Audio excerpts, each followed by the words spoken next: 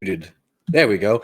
Hello, ladies and gentlemen, boys and girls, non-binary finies and hellions of all walks of life, and welcome to Black History Month, the greatest time of the year, and welcome to Apochromatic Unlimited with our 2025 Black History Month TTRPG fundraiser.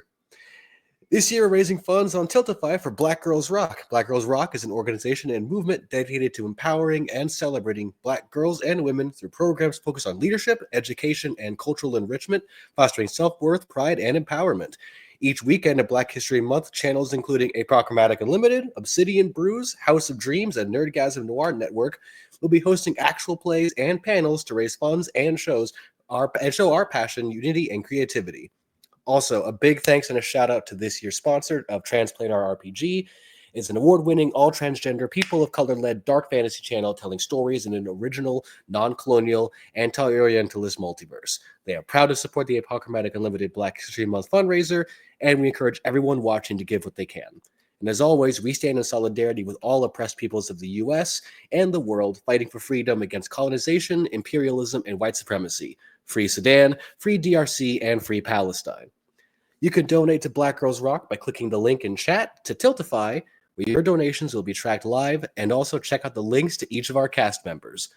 Speaking of our cast members, I know I just rapid-fired through all of that.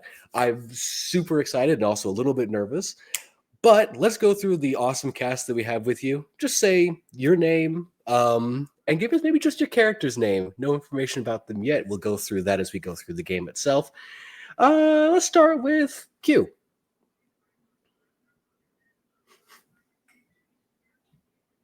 There we go. Hi. Hey, I'm Q. He, him. Tonight, or today, because it's fully middle of the day, I will be playing King. They, them. Sparrow. Hi, I am your favorite burb on the interweb, a Black Sparrow. I am playing Cadence, he, him, and my pronouns are he, him. Janie. Hi, I'm Janie. I am playing Adele Royal, pronouns she, they. And pronouns. Oh, go ahead. It's okay. Just saying pronouns she, they. And Lex. You are muted.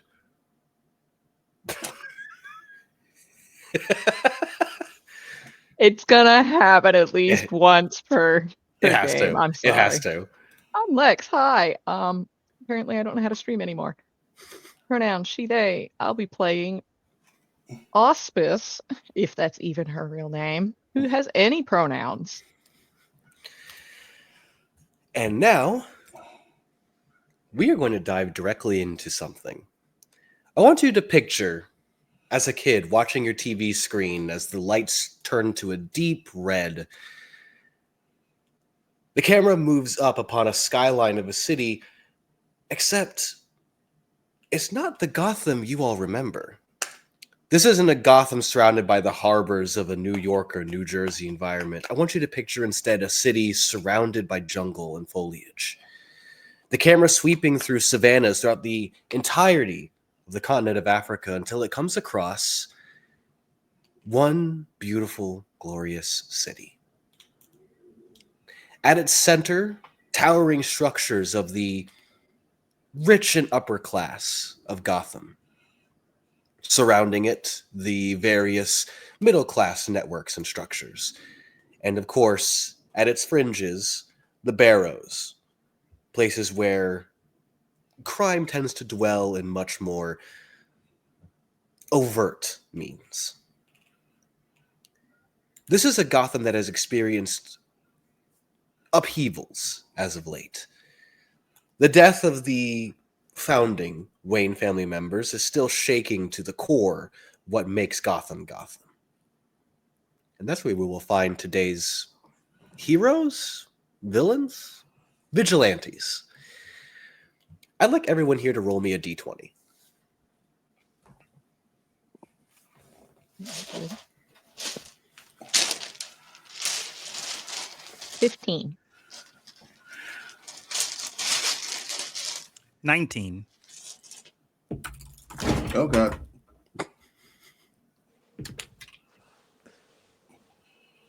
That's a 9. I can beat you on that. I got a 7. Nice. Sparrow, or should I say Elijah?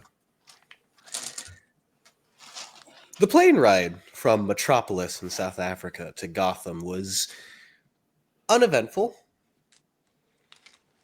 but it's the touchdown and the stark contrast from a thriving metropolitan city that has seen its own rise to prominence with the election of its new official political leader of Laura Luther to this almost still stuck in its time city. It's a little shocking. It's not even the oppressive heat that is still here as it's coming into afternoon, but it's almost this sense of where the crime is seeped into the very marrow of this place.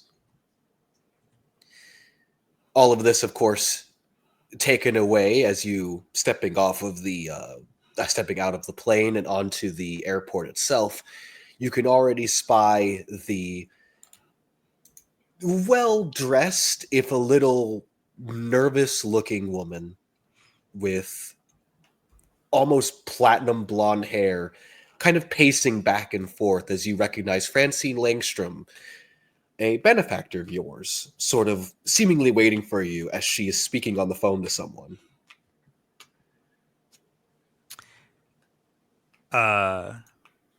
Elijah's polite. He'll kind of approach, but keep a healthy distance as this person is on the phone, and not trying to eavesdrop. As she kind of seems to notice your presence, and she looks down to her phone and just, just be a moment, please. Just give me a second. And as she hangs up, you see her straighten out her clothing a little, takes a slight breath. Thank you for coming on such short notice. Oh, not a problem. Ride was a little bumpy, but nothing I can't handle. Would you like to describe your character for us? Yeah, Elijah stands about 5'9", maybe like 5'10" on like a good Sunday. Just barely. Very short cropped hair. Just like striking, almost like yellow hazel eyes. Very clean shaven. Lithe individual, not like bulky, but you could you could probably see, like, if he was wearing like fitting clothing, you could be like, okay, this man's a little bit yoked, but like he looks very, like, not thin, but like almost like acrobatic kind of strength. He is currently wearing a plain white shirt, black vest, matching slacks, some real nice shoes. And if you looked really closely, it's almost as if like there's like some sort of like corded item underneath the vest that is just kind of hanging out. And he has this if you've ever seen like those real cheap like bone conduction earphones that kind of like go over the back of the ear, he has two of those on, and they're like stark white. She straightens herself out again, gives a sort of look behind her. I've been busy trying to get funding over to the Institute, and though we're going to be alive still for the next couple months, it's going to be touch and go. I totally understand. From what I've heard, this place not exactly so willing to help. It's one thing to be a noted leader in these kind of things, but it's another to try to bring that to everyone else, I guess. Oh, sorry. Are my benefactor wants to speak to you personally, if you'll follow me, as she gestures for you to come with her. Of course. And as she leads you through the airport, you begin to get a sense, too, of the differences in the people of Gotham already.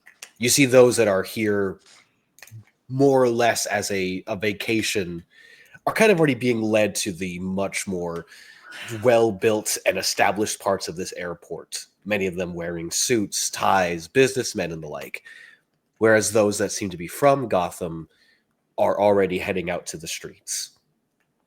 And as Francine leads you along, she takes you to the inauspiciously named Wayne area of the building itself, almost like a private suite.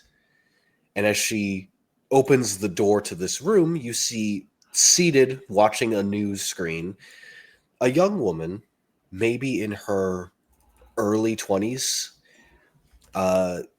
very black hair that's tied in a ponytail that's seemingly has still been dreadlocked, black suit with some small golden inlays along the sides.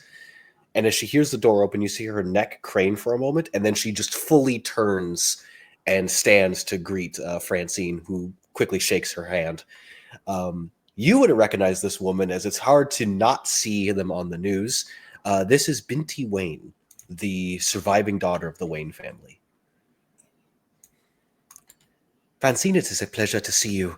And you must be Elijah, yes? Yes. And he immediately like extends a hand and like does like a half bow as he does so.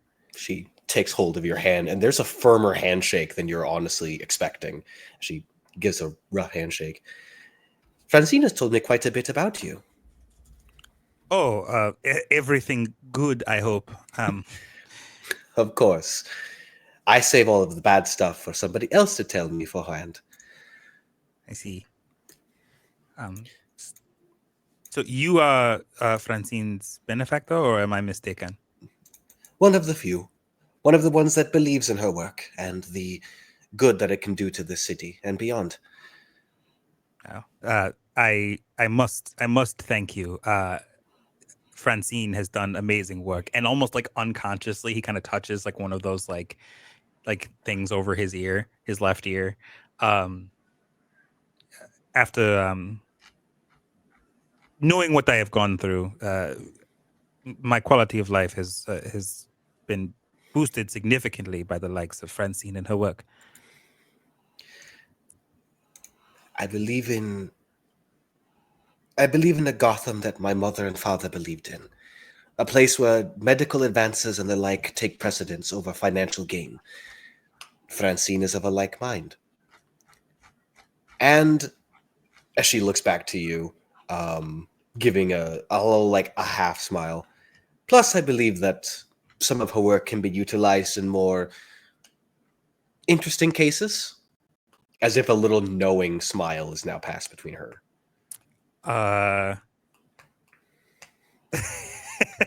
Elijah's definitely caught off guard by that. Probably sweating internally, but trying to keep a cool face about it. So Francine hears her phone vibrate and raises her hand. I have to take this if you'll give me a moment. And she skirts out of the room. Internal dialogue is like shit. Okay, well, I'm in the room with this very powerful person that I do not know, and my like person that I'm familiar with has just found their way out of the room. So Elijah kind of straightens up a little bit and kind of, hands crossed, around at the waist, kind of, shoulders back, very high posture. As Binti kind of leans against the couch, and you see this relaxed atmosphere that she's put on fades into a much more serious tone as she just looks at you for a moment and just... So, what do you know of a vigilante by the name of Cadence? And we're going to cut away from there. Oh no. And we're going to cut away from there. Think of a comic panel turning. Mm-hmm. What at this time would Auspice be doing in the evening? Oh, you know, she's getting ready for a very long night of work, which tonight probably includes dolling herself up a little bit, just finished a shower, getting the outfit prep, checking, is it this earring? Is it that earring? Did these match? What is the look? Does it match the look I'm going for?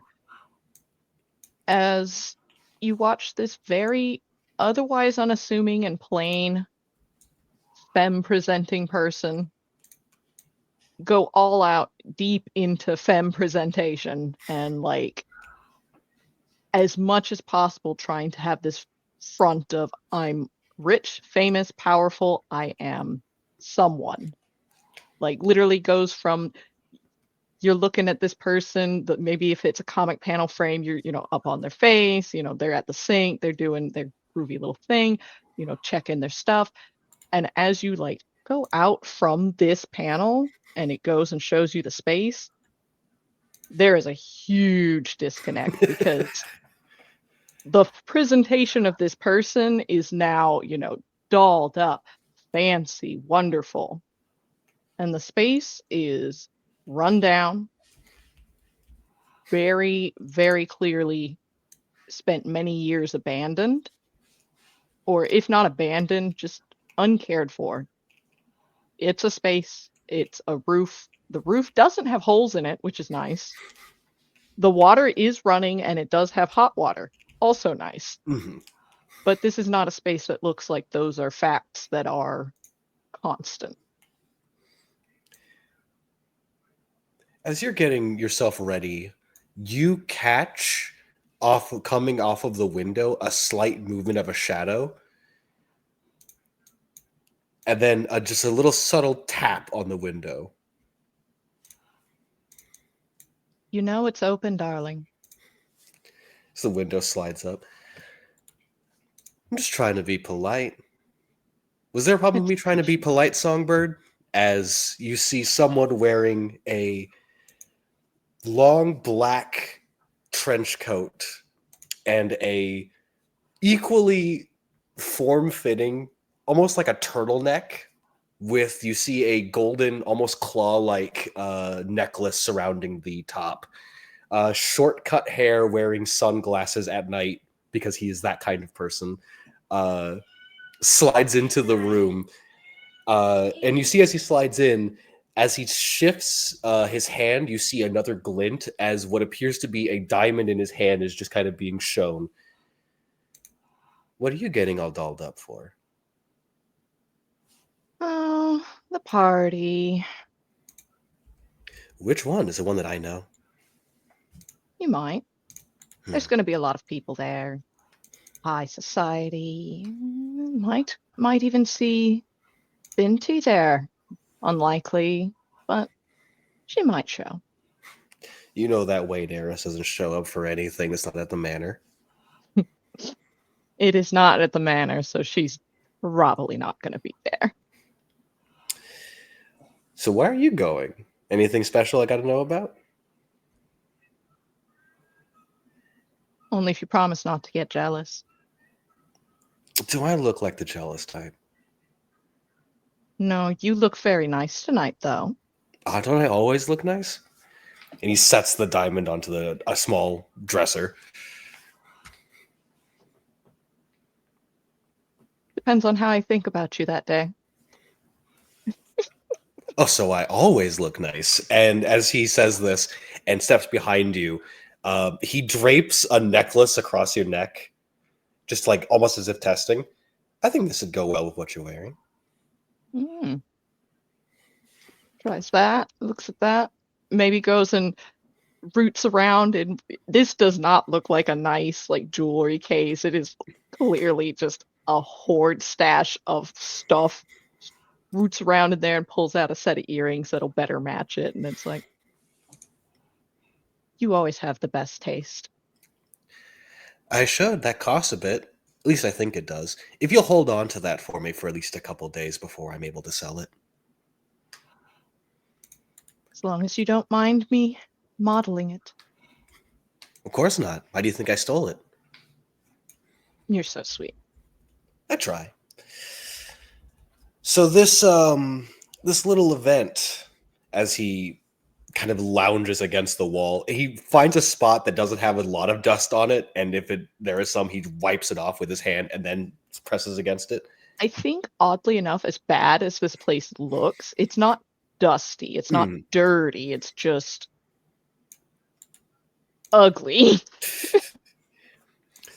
This little event of yours,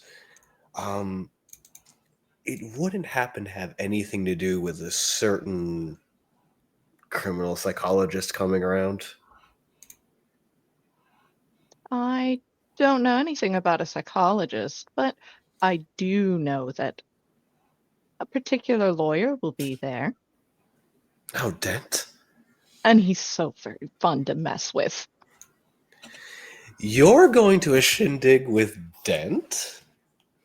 No, I'm going to a shindig with, and I hope you don't mind me just throwing out a name, Go right ahead.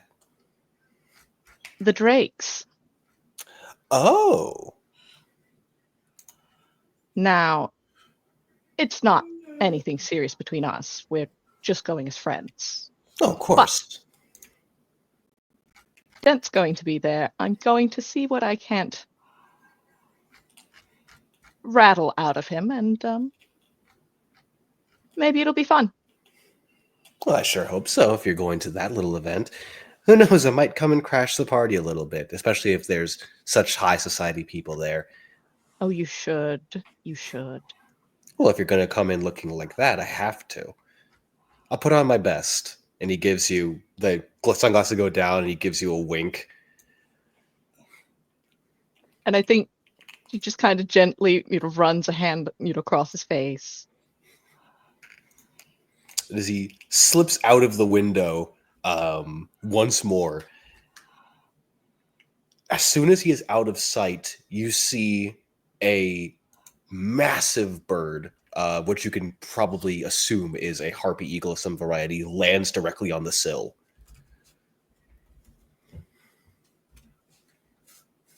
His head tilts, and as it pecks at its leg, you can see something tied to the leg with a red ribbon. And all of that, sensuality and flirtation that was given to this individual that came through this one's window is gone, just replaced with straight business. And goes, reaches for that red ribbon, nice little tug, pulls it away. What's the message say?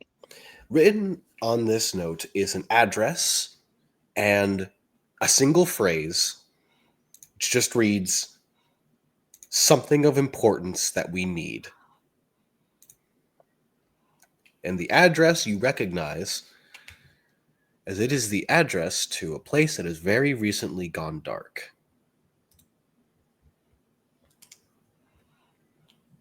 That gets a very, visible furrowing of the brow and biting of the inner cheek.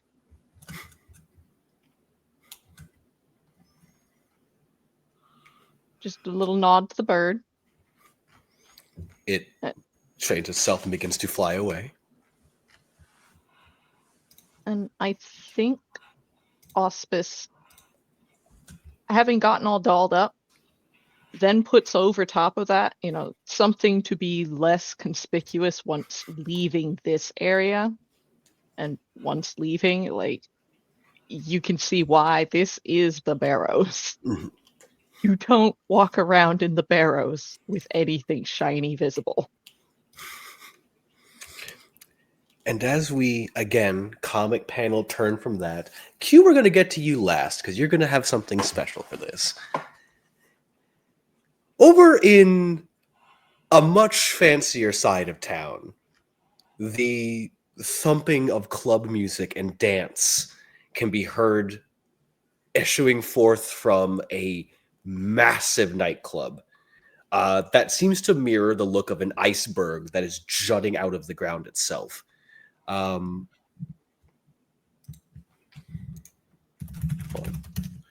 As the iceberg continues to jut out partially, at the very top on this sort of almost aviary dome-like structure of the iceberg lounge, inside, with many people of high society of a certain ilk of criminality, there is a short woman wearing a two-piece black and white suit, cap with a top hat, a umbrella at her side, sipping on a martini before she just kind of tilts her head up and looks over.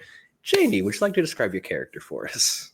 Yes, my character Adele is I'm going to say taller than the woman beside her, and but is clearly trying to emulate her because she's got on a white dress with a black jacket, almost like the suit, and she's got a hat on, but it's not the same.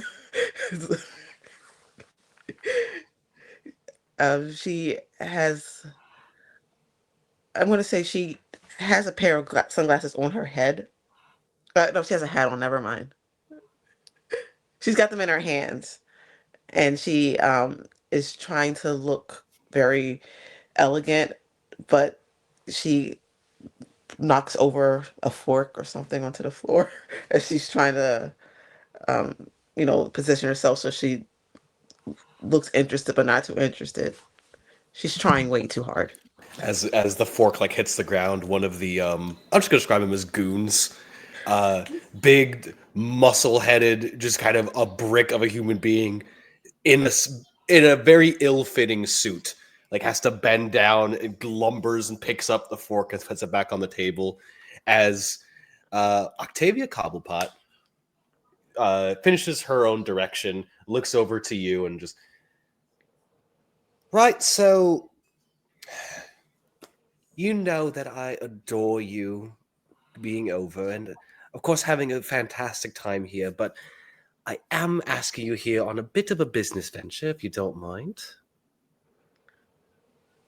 Uh, I don't I don't I, I, I don't mind. Good, because I know that you would absolutely. It'd be in your best interest to do this little favor for me. It's just a favor. Plus, you get to test out your little doodads. Oh, what do I get to test out? I need you to help me get some of my boys out of a little bit of trouble. And it might require things exploding. Yes, yeah, I will do that for you.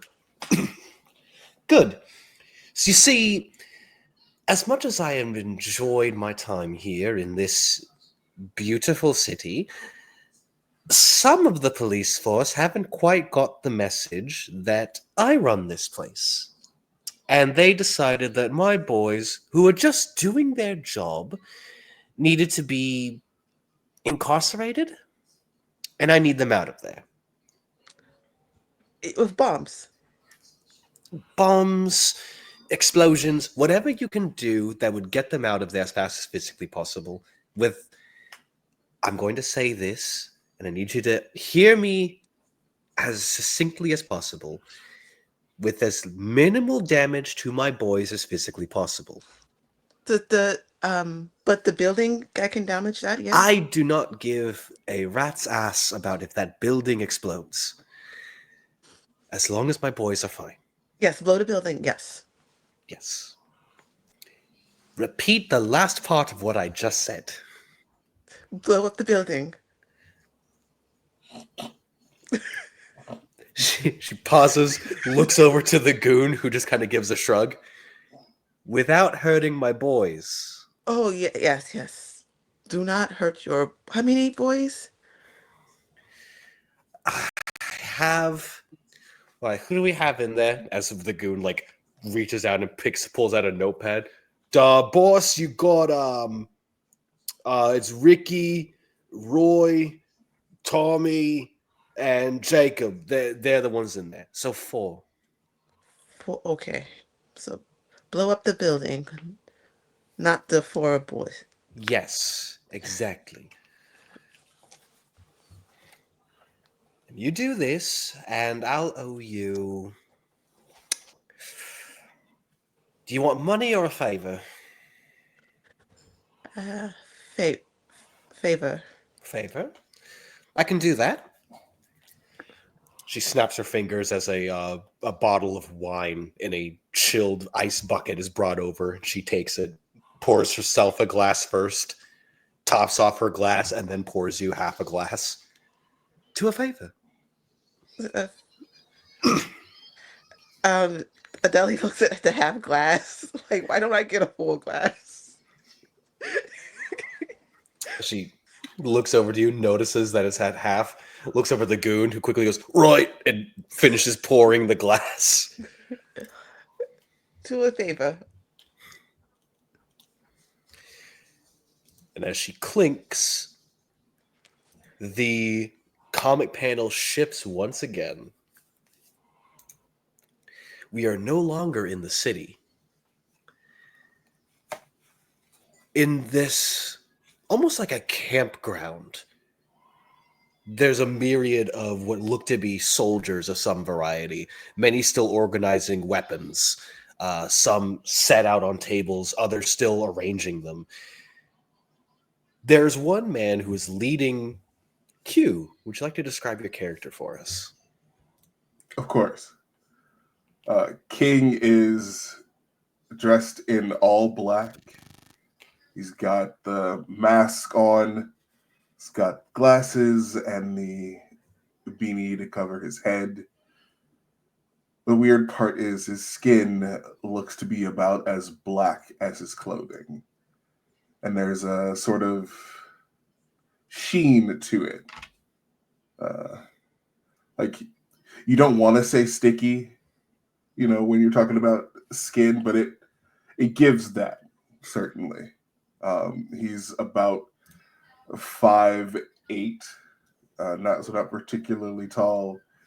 The dimensions of their form is questionable because they are in a lot of pretty baggy clothing. And there's accompanied, and you're fairly certain this is on purpose, accompanied with their walk is this sound of something small sort of moving around in metal. And I think after a moment, out of their hoodie pocket, there's a spray can. And the shaking becomes a little more vigorous, and you can hear it, activating as they're holding it up. As the man is leading you, he is fully decked out in military gear. You see him carrying what appears to be a stolen AK. He's strapped with several bandoliers of just bullets. But what marks him distinctly is that you see a luchador mask tattooed on his shoulder blade. As he leads, you see him kind of tilt back. The boss wanted to thank you personally for all of your help. Getting the your message out has helped us greatly. You, of course, I assume you know the rules. No talking about what the boss looks like. No answering who they are, anything like that. I know about the anonymity. We're all right. He nods and takes you to a massive tent, which as he pulls the door open, there's this strange, almost like a sandalwood odor that seems to come out of the tent with this mixture of smoke, and just gestures for you to go in. They will slink in fluid grace as they walk past the soldier into the large tent. Seated on almost like a carved stone throne, their head just leaning against their hand, you see a massive man,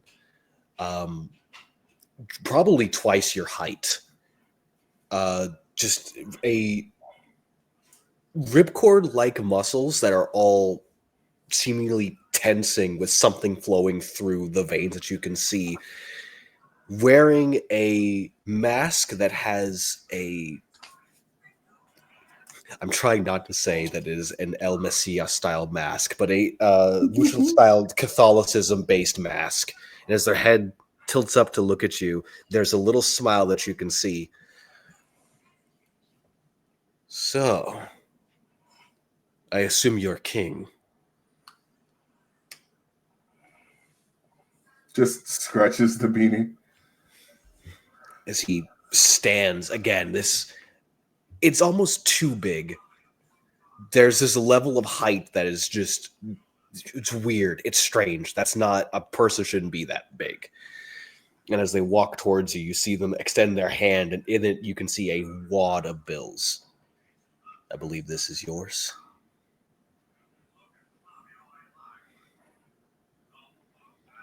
Thank you for your business. Thank you for your discretion. Your art is... See, seems to look for the words. Interesting.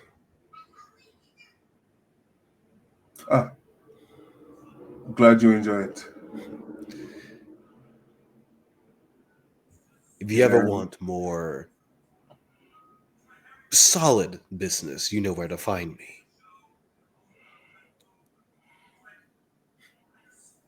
No, I think we'll keep it just as it is for now. If you have more work for me that you want me to do, you can find me later.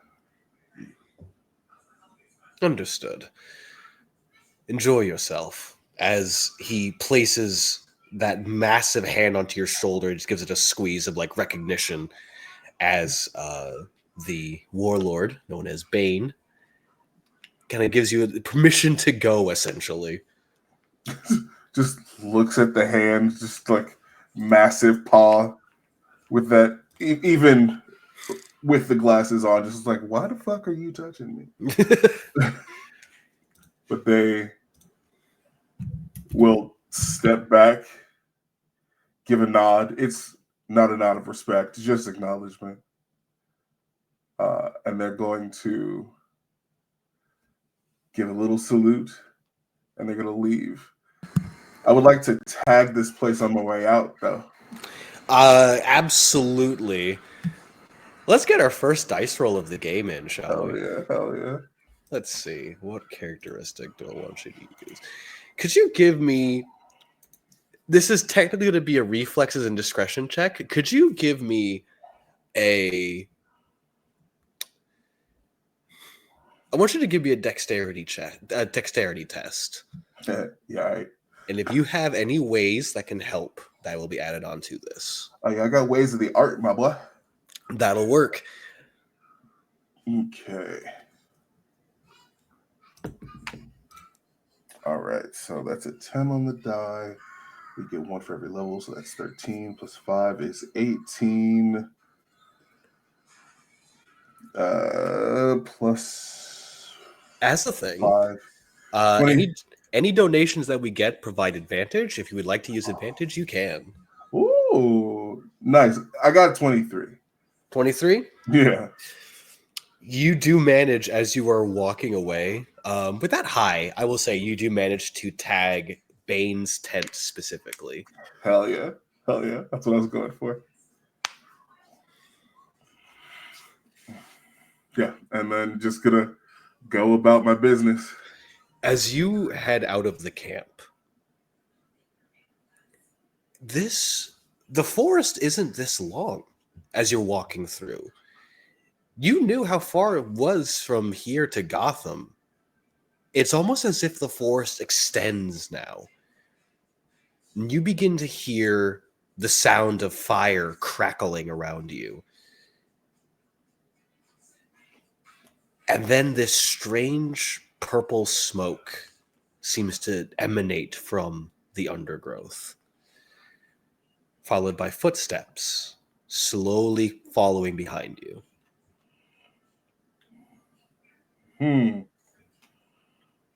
Well, we're gonna pick up the pace. As you begin to walk faster, the footsteps seem to echo the amount that you're walking. Cool. Okay. Do we do the horror thing and look back, or do we do the black thing and not?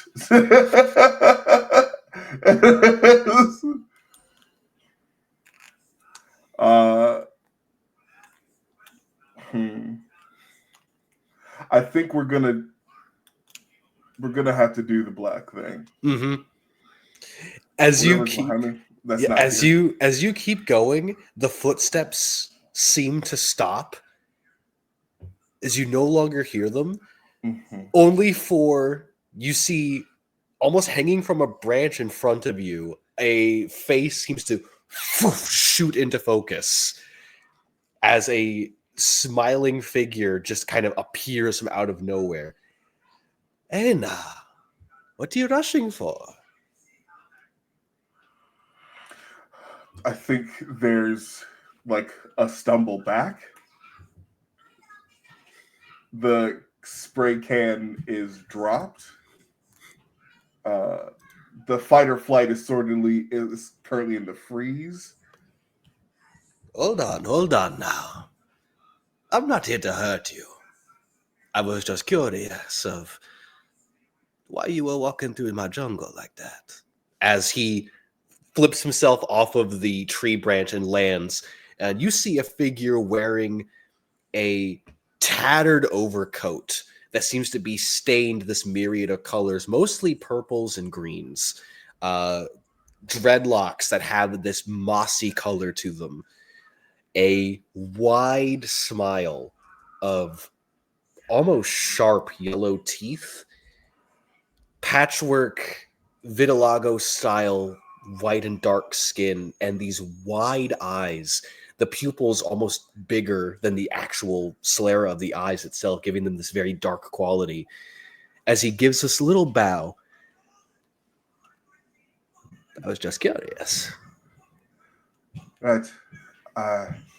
Well, home is that way, so I have to go from there to that way.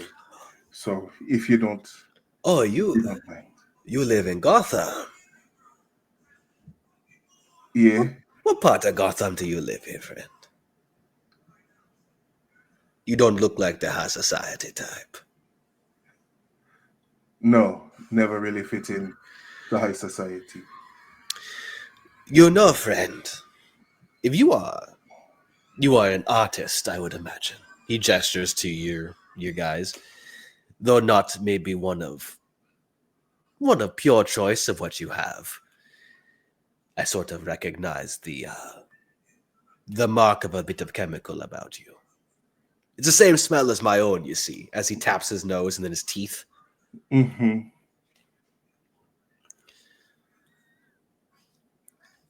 You looking to make a mark? Always.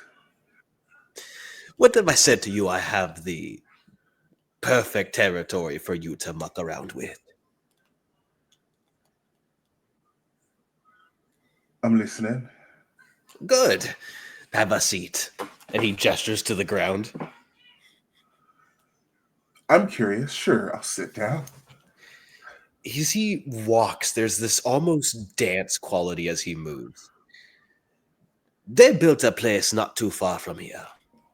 A place where they're supposed to quiet their screams, right? A place where they're supposed to rehabilitate people. It was working, I assume. And then all of a sudden, there were no screams to be quieted. Whole place went dark, you see. Now, the place is still enough in the minds of the people that if one were to create a masterpiece, I'm sure that everyone would be paying attention. You mean the institute? I do. What did they call it? The Ayatunde Institute for the Criminally Insane. Yes. he spins on his heels and he sits and kind of just, it's almost like a squat. And his whole body, as he moves, it's like there's too many joints. Mm.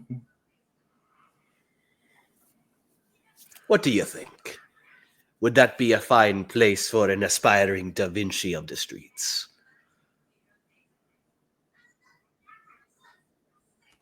What you get out of this? What do I get out of this?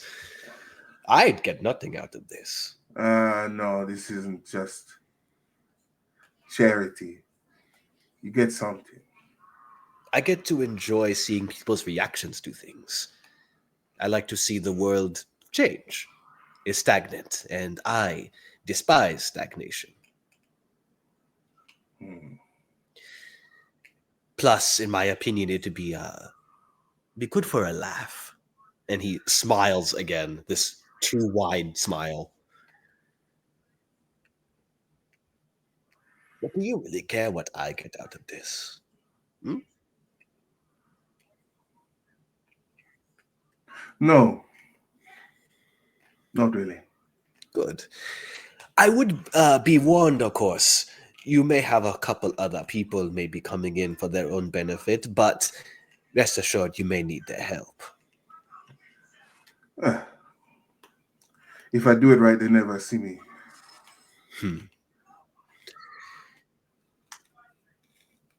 He seems to look around the forest a little. I think you and I will get along just fine if we see each other again. Enjoy your tagging, King. And he stands up. You know, I never gave you my name. I could have guessed. Oh, good. You're smarter than Bane. Comparing me to that muscle-bound meathead of a man, he does not belong in Gotham. Not many of the people here do. Spoken like an elitist. Not an elitist. Just someone who knows the beat of this place far better than most people. As he turns to look back.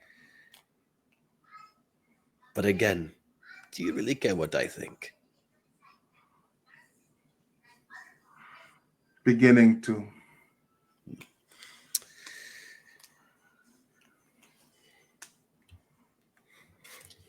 Watch out for yourself then, artist. Make sure your paint doesn't run dry. And he begins to walk into the undergrowth. Cool beans. Yuck, yuck, yuck, yuck. I simply must be going.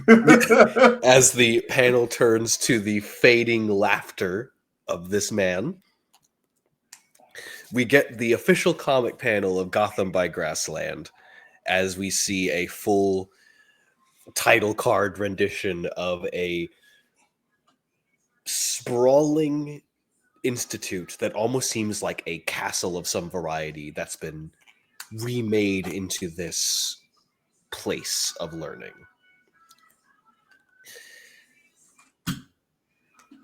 And it is here that our story is going to take place.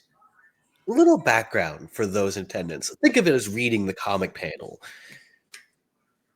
A few weeks ago, the Ayatunde Institute of the Criminally Insane, a place where many of the criminals of Gotham were to be sent for rehabilitation, went dark.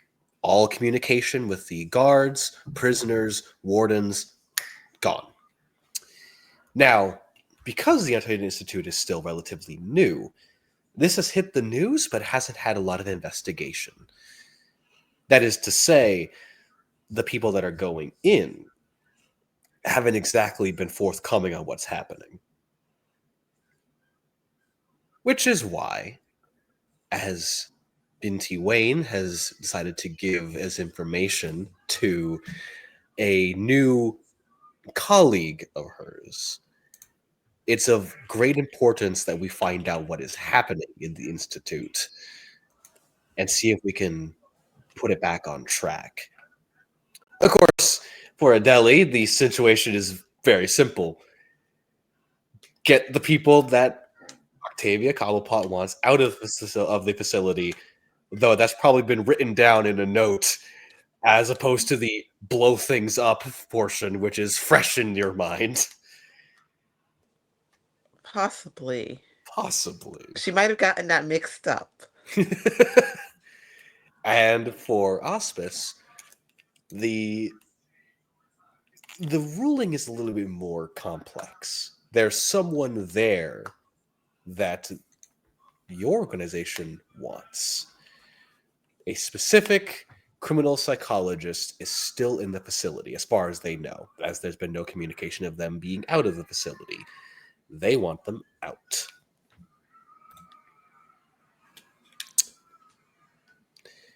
And of course, for King, this is a perfect canvas to tag.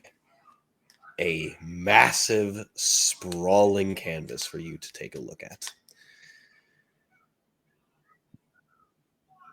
Which is where we pick up as a very almost military-esque looking vehicle in jet black with these motifs on the side revs forward and comes to a stop not too far from the building as the top of it pops open as the sole vigilante of this city until now turns her head to look over to Cadence. And in a voice that has been modulated to not mirror her own, this is the place. In an equally modulated voice, all right. I know what to do. Good. If there are any, if others are going to be willing to help, please do that. This place is dangerous, and I'm going to be trying to keep any other undesirables out of there as I can. All right.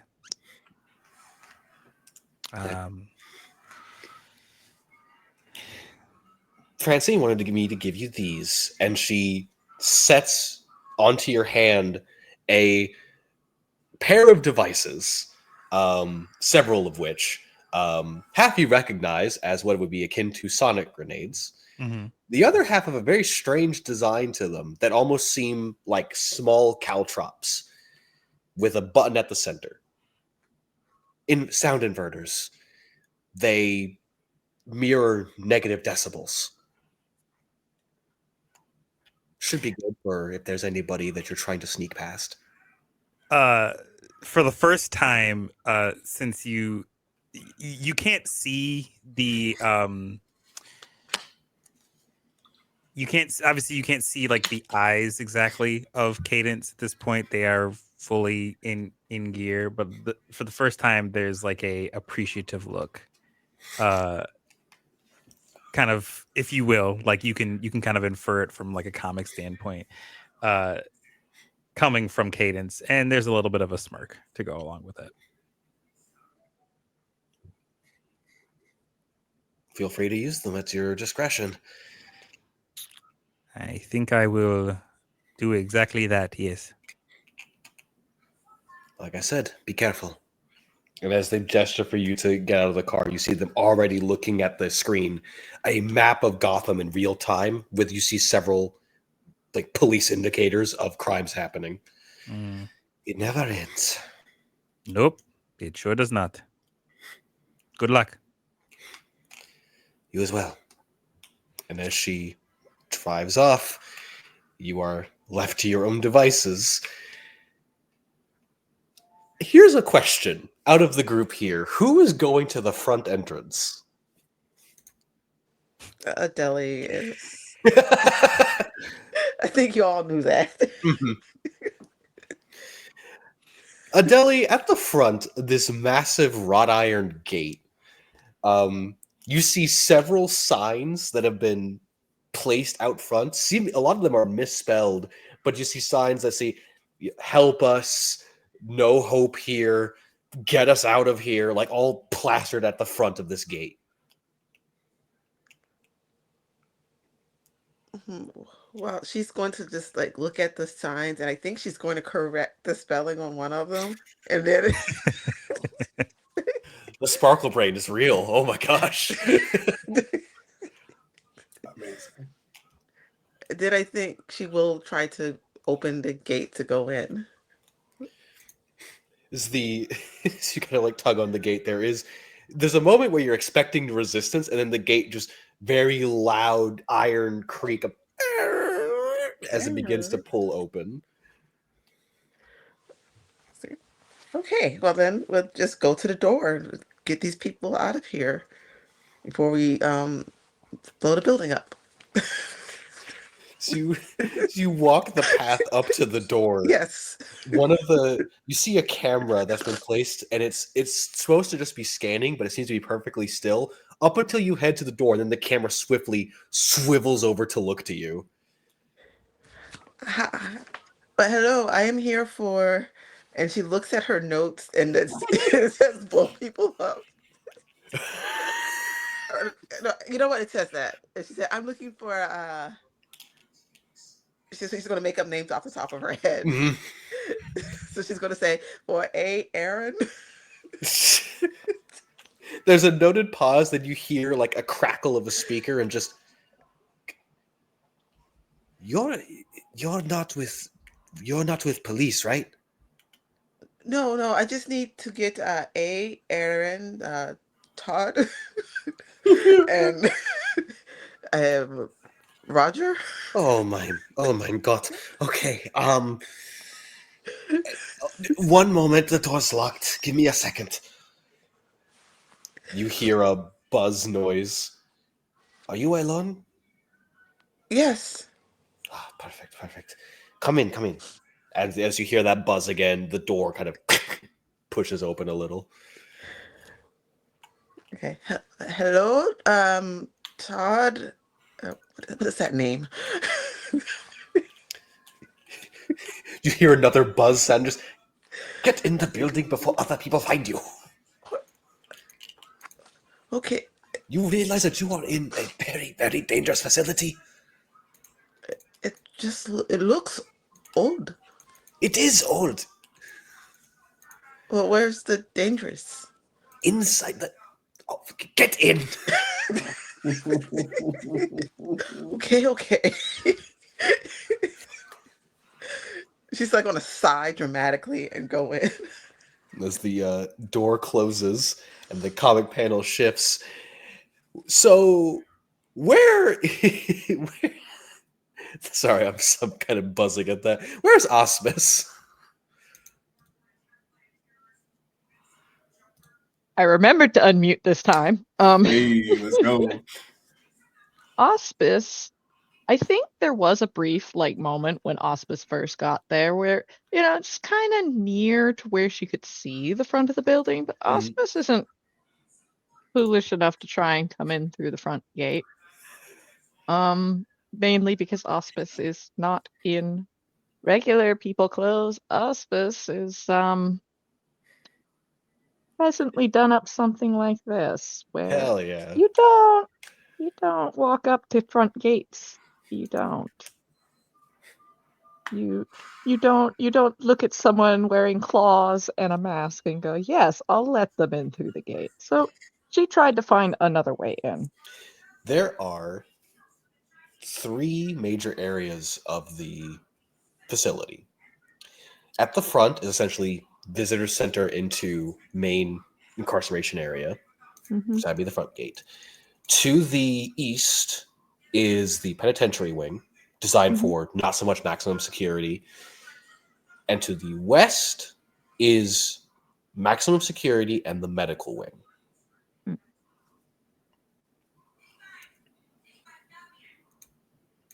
Maximum security and medical wing sounds like a great place to start. Overlooking the max security and medical wing, it is the most old-looking part of this facility, as if the front was made into its front. This is where the original stuff was made, and It has that look to it, but what makes it a little startling is that you can see people roaming around the grounds outside. Yet they're not supposed to be out there. Many of them wearing orange jumpsuits. You see a couple police officers as well, but they all are roaming, kind of shuffling about.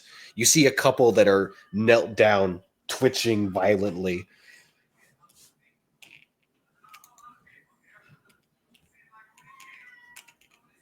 Yeah, I'm gonna take a good long moment to try and suss out what I'm looking at here, because that is not natural.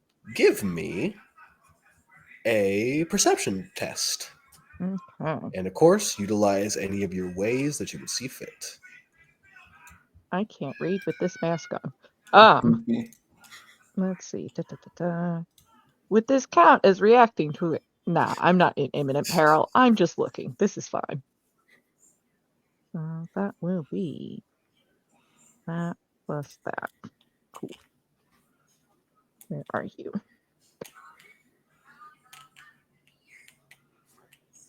Total of 15. Total of 15. Mhm. From the distance that you are at, you can pick up a few, just a sparse amount of words that are coming from some of them. For some of them shuffling, it's just, we're safe out here.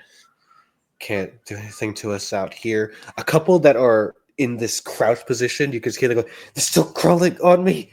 Still on me. Get them off. They seem to be affected by something. You're not quite sure what.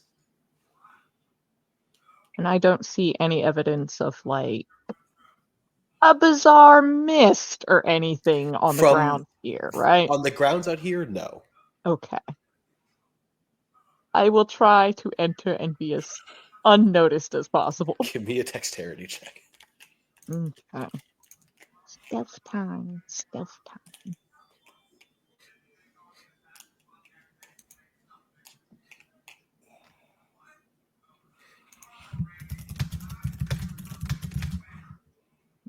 That is 11 plus 6. That is a total of 21. As you begin to sneak your way through, you notice that if anyone like looks up to notice you, they are far too unfocused to seem to see you. There's this, for a couple that do see you, there is this look of shock, and they immediately avert their eyes and begin to curl back up as if they're more terrified looking at you as opposed to anything else. Many are still just in this daze where they can't seem to focus on you at all. And none of these are the people I'm looking for. No. So I don't care. I'm just going to continue on towards the medical area because, psych person seems to be a good place they might be. At the door to the medical wing, you see what appears to be a tally mark, a phi written, like scratched out by a knife on the front, but the door's handle is broken off.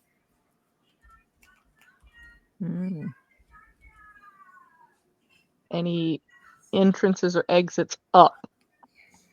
There is a massive window at the top that it seems like you would be able to get through if you climbed. Then I'm climbing. Give me just another dexterity check for funsies. Excellent. It's cool because I'm an acrobat. I could do this. That is that. Total of 18.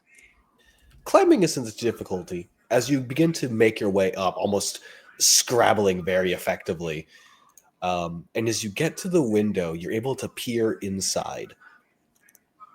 And peering through, you see this entrance to this medical wing. There are flickering lights that just barely can illuminate the entirety of the facility.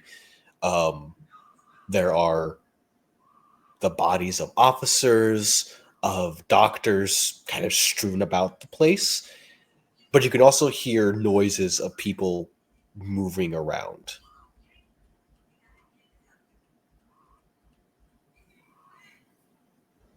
I'm going to tap on the glass and see if that gets any attention. Doesn't seem to be anything that pops up from the tapping on the glass. Hmm.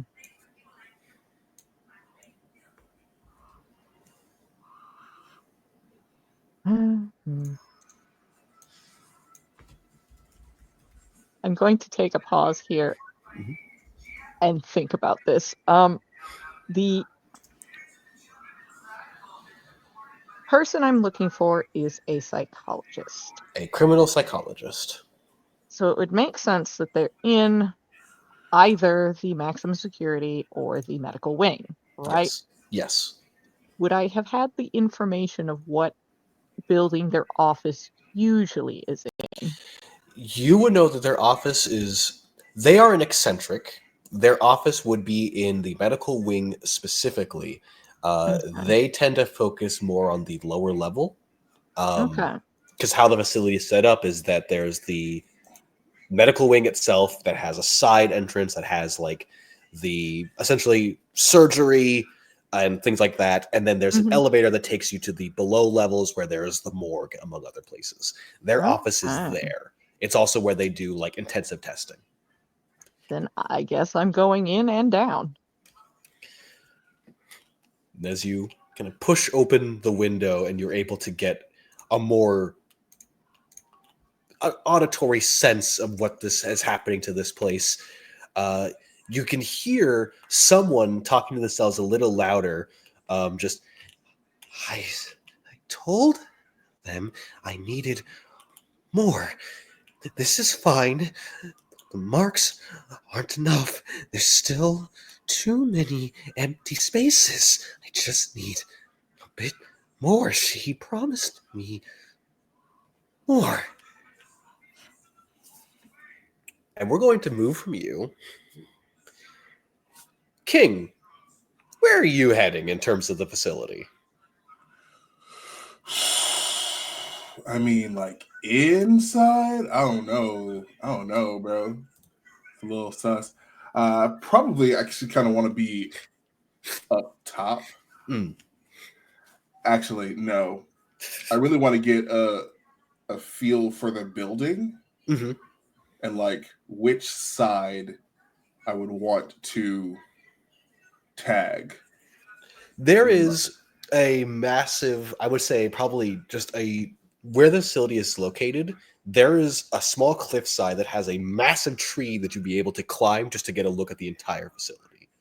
Okay. That's what we're doing. Okay. From central entrance, you can see the main gate go through. You also see somebody casually open up the gate and then go through the front entrance as if it was no problem at all, which is a little... From that entrance, you can see some of the major landmarks of the facility, including a massive clock tower that juts out from the front. East side, which is the like minimum security prison area, you see that there's also an area for a massive greenhouse, essentially like a large garden to go through, as well as the cemetery that's been set aside for the founders of the place itself. And west side, maximum security and medical wing. Okay. So I think because his like big pieces are ones that takes the whole and breaks it up into parts. I think he's gonna start. I think they're gonna start. I think we're gonna start at the tower and work our way down. Okay. For funsies, can you give me a perception check? I would love to. I would love to do that. And Sparrow, could you give me a dexterity check? You got it, dude. Okay, perception. I can do that. Yeah. That is a dirty 20. Filthy 20, if you will. Filthy 20. If I'm trying to Sneak. You're good. Sorry, something happened with my audio real quick. If I'm trying to remain unnoticed, it is a 28. So I will say you do not see. What entrance are you going through, just for fun, Sparrow? What entrance is Cadence taking? I think Cadence is probably. I'm sure at some point, like there was like a loose bar over a window, like maybe like a story up that he basically just like slipped into. From what entrance are we talking? Medical entrance, minimum security, or just the front? I'm gonna say medical. So you do not notice as Cadence slips into the medical wing. If you're heading over to the massive clock tower, you are going to be tagging that. So I'm going to do a roll. Okay. Do I need to roll a sneak? Because I can do it. Go ahead and roll me a sneak. Heck yeah. Okay. Can you confirm what with an edge is? Does that mean I'm rolling advantage? Yes. Okay, cool beans. That's what I thought.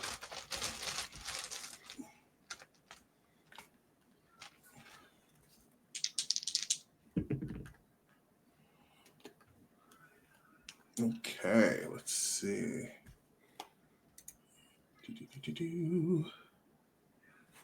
All right, so yeah, that's 16, 21.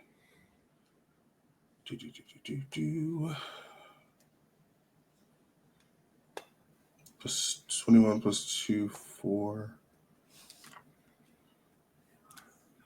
29. What are you specifically creating on this clock tower?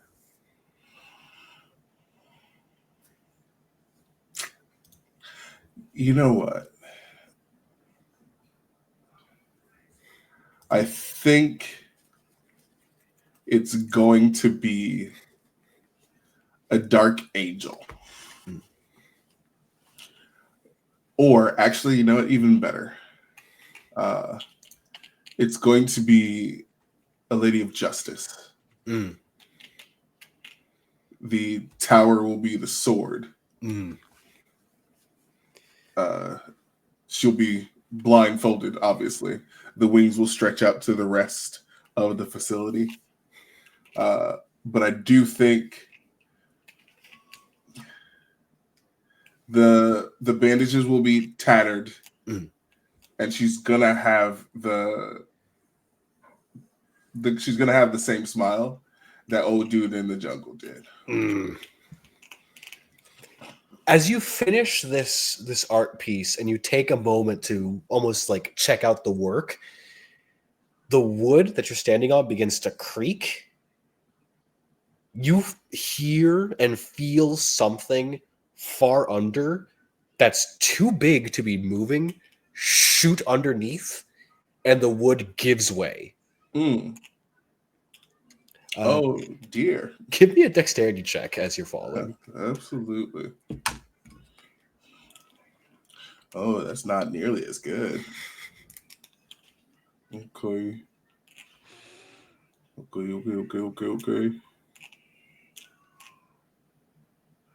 All right, so that one's only a 12.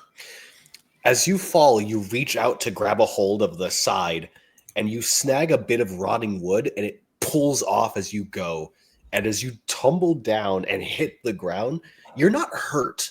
You're a little stunned out of the impact, and you hear whatever was moving kind of stops. And in this dust-filled shadow, you hear just from that darkness, is that doesn't smell like meat. Rotting. Paint and oil. What is that? We're gonna tuck roll and try and just be up against the wall. Like if we can meld to the wall, that'd be great. just bloop. As you give me a dex for stealth check. Mm-hmm. I have to roll for him, which means I have to find his stat sheet, or its stat sheet is more accurate.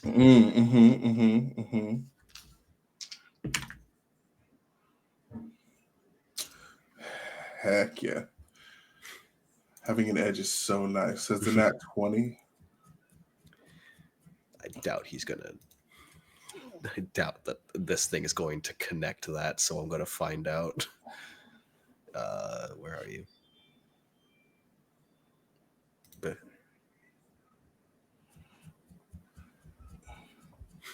Yeah, no, he's not detecting that. As you kind of like duck and roll and press yourself against the side of a wall, as the dust begins to settle, you see a massive green-scaled clawed hand slam to the ground as this crocodilian-like thing begins to just slither its way forward.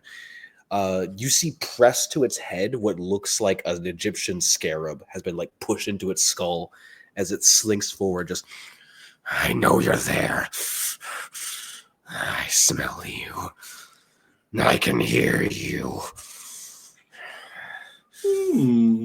Where are you?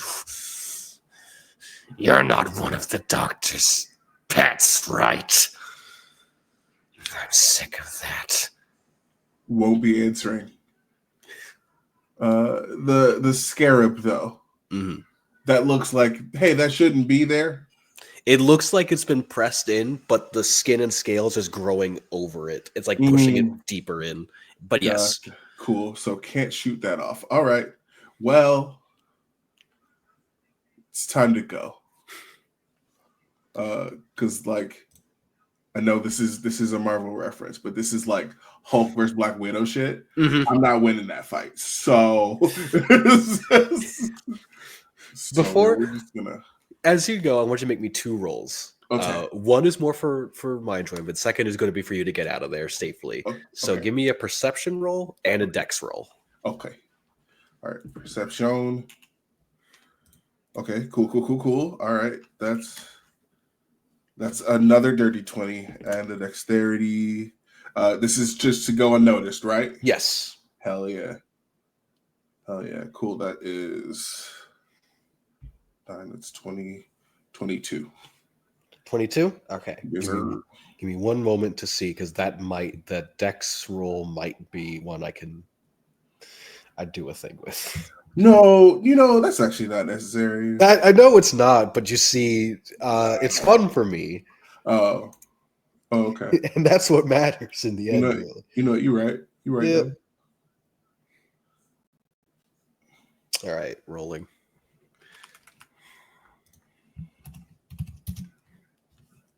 Oh, wait. Hold on. Yeah. I have forgotten a thing. Yeah. I took a thing. The very first bit. I am discreet, so I get a +5. So that's 27. 27? Okay. That Phew. may be more than enough. Let me see. Phew. We have no ability to counter roll that, so we'll find out. Croc, don't eat me.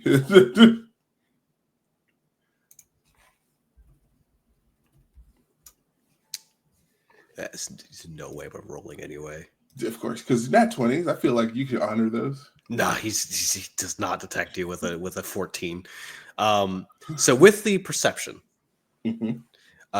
you see a couple things with that perception. Number one, there is a collar that's been wrapped around the neck of this giant crocodile-like person.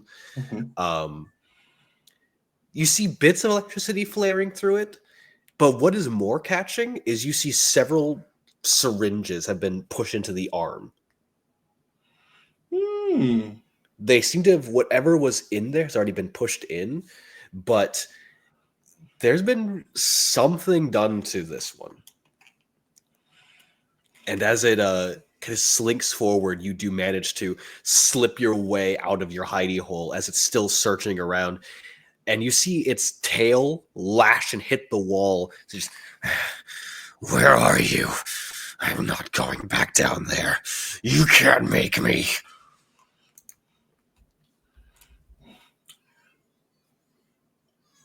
No. We're not saying shit. I don't even want to. I want to be quippy. Nah. As we're gonna cut over to Sparrow, who you've managed to like we're gonna just say Arkham Asylum pry the vent off of the wall to get into the facility. Love it. You got into the medical wing, so I'm gonna roll a D100 to see exactly where you are landing. Because I am horrible like that. Okay. And as you kind of push your way through and then land onto the ground, there's this immediate doom, doom, doom. Welcome to the medical wing. Here we are here to treat our patients with the utmost care and diligence. Here you will find that we will not be using any so-called pseudoscience in order to treat our well-deserved patients to have them rehabilitated and ready to re-enter society. Our esteemed doctors here are willing to as the sound begins to static out and re-up as it repeats itself a few times. You find yourself in a hallway that has several parts leading through. The signs leading, so X-ray, surgery ward, medical hall, and elevator. There are stains of indeterminate origin littering the what would normally be a beautiful looking hallway. There is also, which is probably most startling for you, a lack of sound.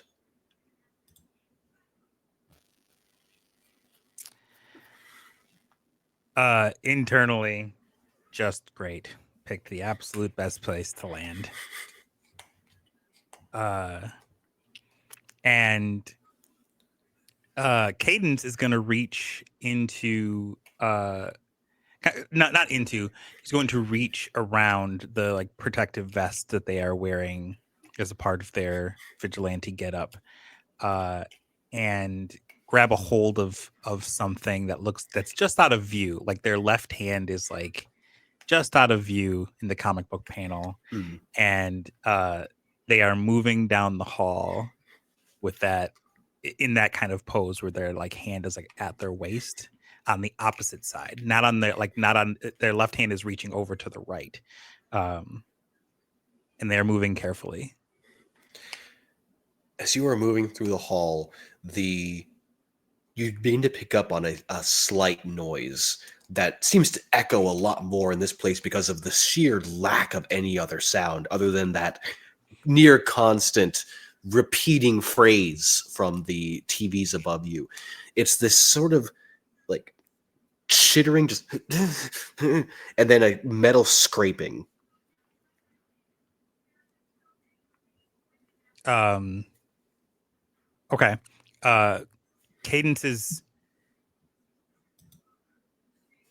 movement slows but does not stop, and he's trying to like determine where the sound is coming from to get an advantageous position. So like if they're coming around the corner, he's probably going to stay put, but if they're like going to stand in the hallway, he might go to the other side of the hall and to up against the wall there. Give me a perception roll.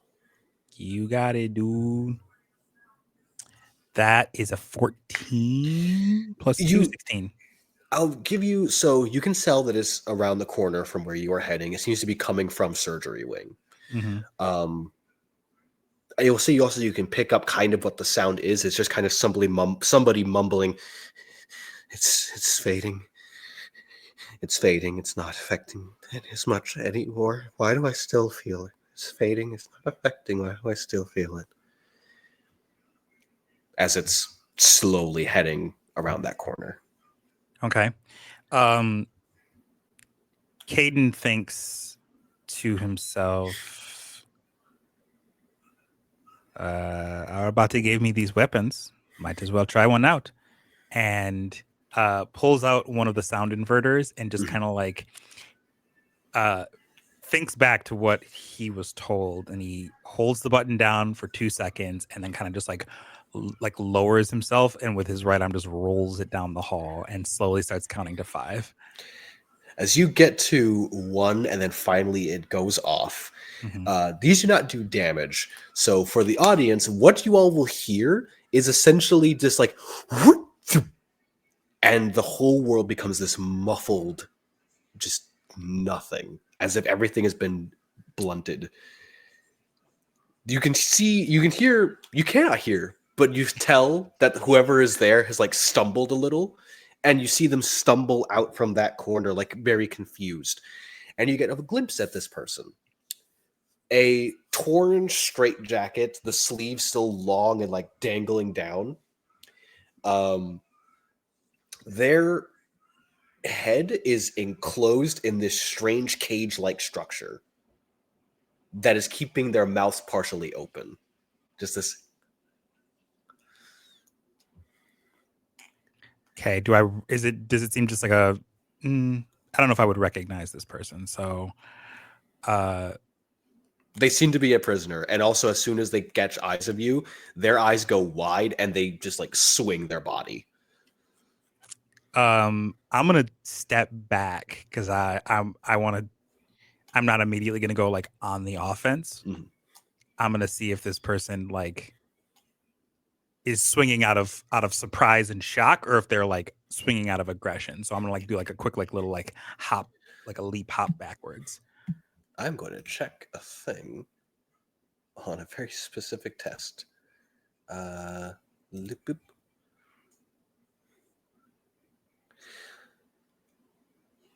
What is your defense? 16, I think. 16? If I calculate everything correct. Cool. Yeah. I'm gonna roll. Yeah, they're not breaking that. As you step back, do you see them immediately like miss the swing? Mm-hmm. You can tell they're saying something, but due to the device, you can't hear what they're saying. Although you can probably read lips, so give me a perception roll.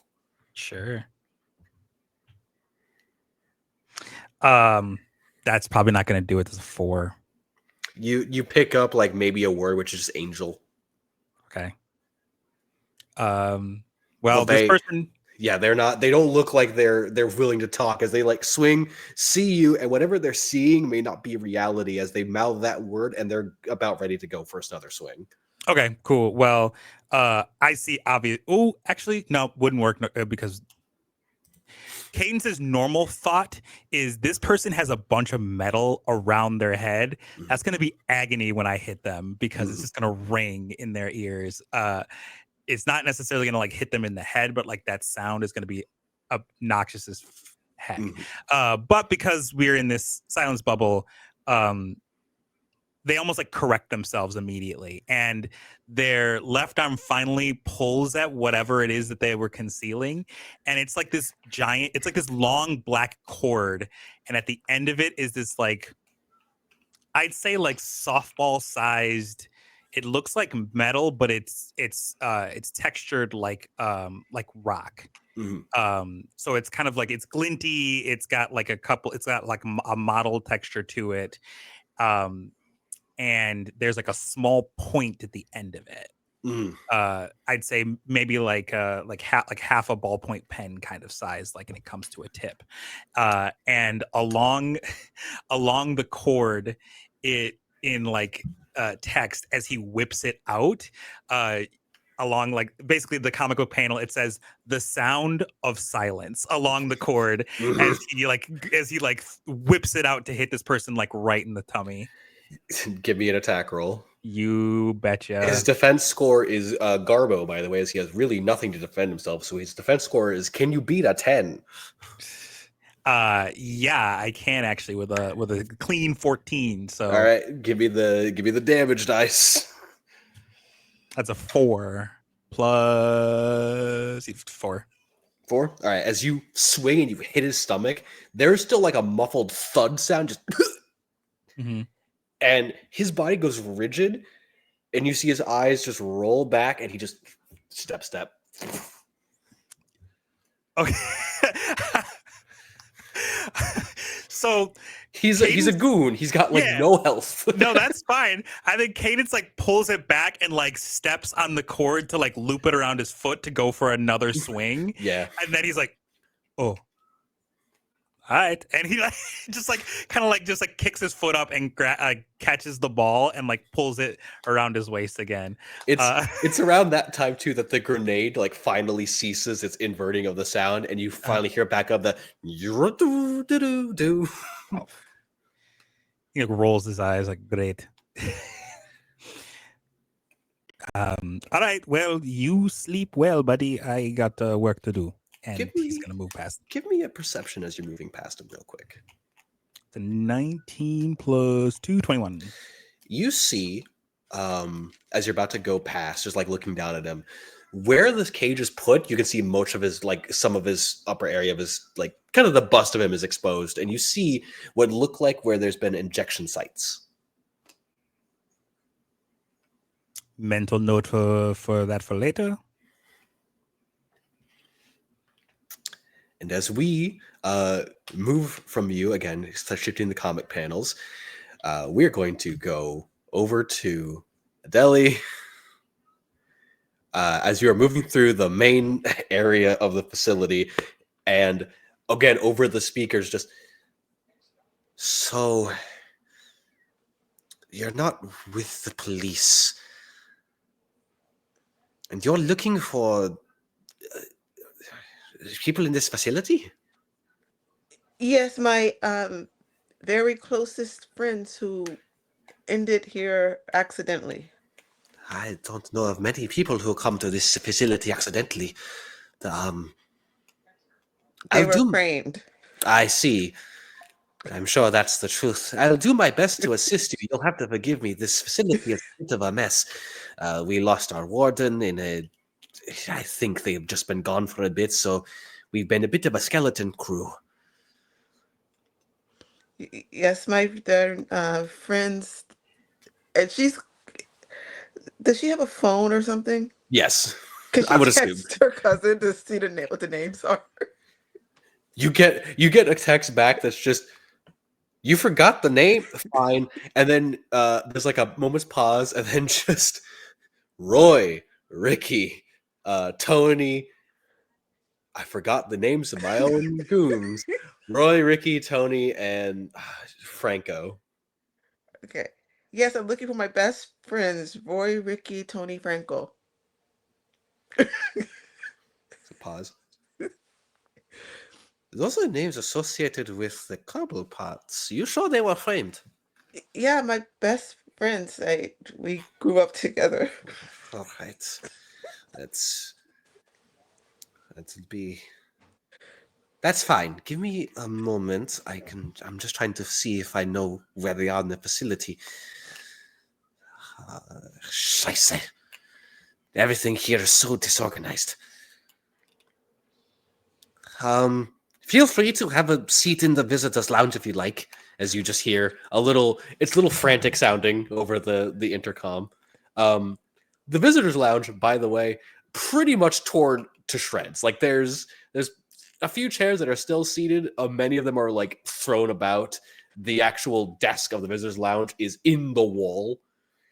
So that needs to be blown up, is what you're saying. I'm not saying it, but I'm sure that the voice in your head is saying, like, this place could be remodeled. But is there like one chair? There's like a chair that just hasn't been moved. She's going to sit down in that one chair and like start sketching out where she's going to place the bombs. You hear the speaker go off, almost as if it's like accidental, and you hear muffled sounds, a muffled like curtain getting drawn, and then back to the speaker. I found where your friends might be. They appear to have been a bit rowdy in the general incarceration wing, so they've been taken over to the medical wing to calm them down. If you'd like, if you come to the medical wing, I would be happy to assist you there. Yeah, yes, I will get them out of the medical wing. Thank you for finding my dear friends. Of course. It's an absolute pleasure to help you out. And as long as you are not opposed to me still doing my practice down here. We have had a few injuries, unfortunately. No, just go on. I just need to get my friends out, and we will leave. Of course. One moment, and I'll unlock the doors to the facility. As they hit the button, and you hear another like buzzing sound as the door to the far end of the hall. You hear unlock. You know what? She's gonna go. She's gonna head that. This is the character I she's picked. she's so cooperative as she's over the intercom. Yes, very good. Rules are as follows, of course. Any of the patients that you may encounter, they are here for a reason. Do not, don't disturb them. And if they ask for anything, you are not to get them anything. You will be cutting through parts of the incarceration wing. Just pay no mind. Can I put my earpods in? Yes, absolutely.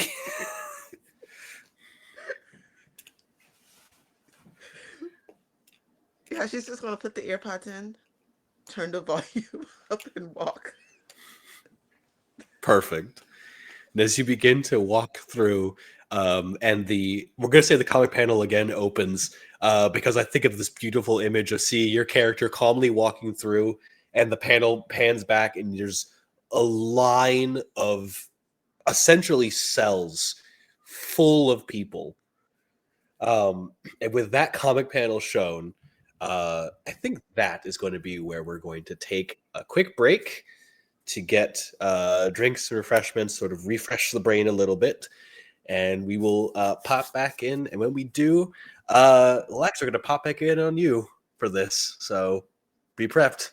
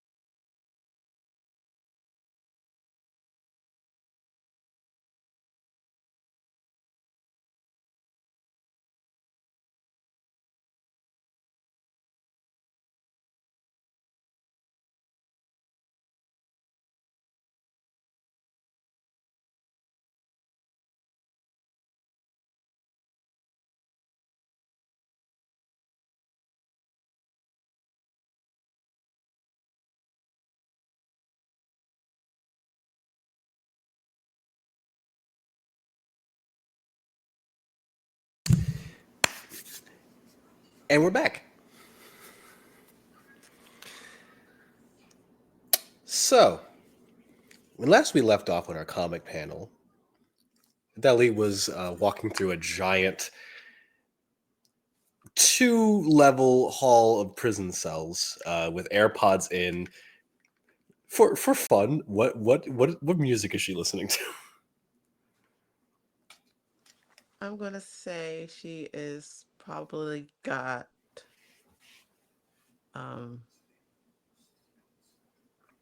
shoot, I don't know. something weird but not too weird. Probably some Janet. Yeah, why not? She's got We all live in a rhythm nation. Nasty. I'm your nasty girl. Yeah, bear that. she's just jamming to it. Jam yeah. As we flip our page, and we come back to Auspice. You are sort of perched on this. Where the window is, there is a small platform that seems to be where things have been placed to, set the window up. And you can still hear whoever is talking, just speaking to themselves as something's also getting dragged along the ground. What you are overlooking is this large room, which seems to be essentially like a medical wing where they could have not really an emergency room, but where they could have, I guess, outpatients. And you see a massive freight elevator at the very back. And you hear somebody still talking and dragging something along the ground as they're speaking.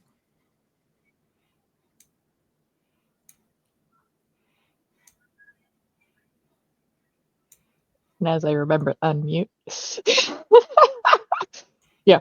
So from where I am, I can't quite see this person, but I can hear them. Yes. Okay. Does it sound like they're below me? Yes. Or okay. You are relatively high up.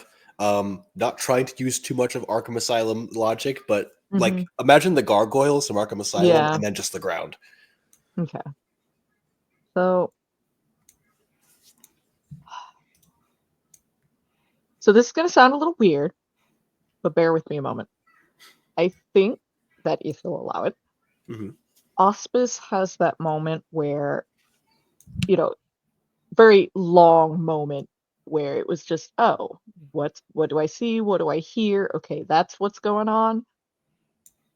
And then like kind of almost melts into action in a way where, coming over the edge of this ledge and is trying to like cling to the wall in a way, slowly come down it to get a better look at what might be below, them. If they can't get a good look at it, it's fine. It's going to just be explosive motion and try and like catch it off guard because I don't want it trying to chase me or stop me when I go to that elevator. You are muted. I am muted. Give me a dexterity check to see if you can sort of climb down without being seen. Okay. I'm gonna do some cool stuff. Hopefully, if I can do some math. 13 base plus 7 plus 2 plus. That's an additional 3, I think.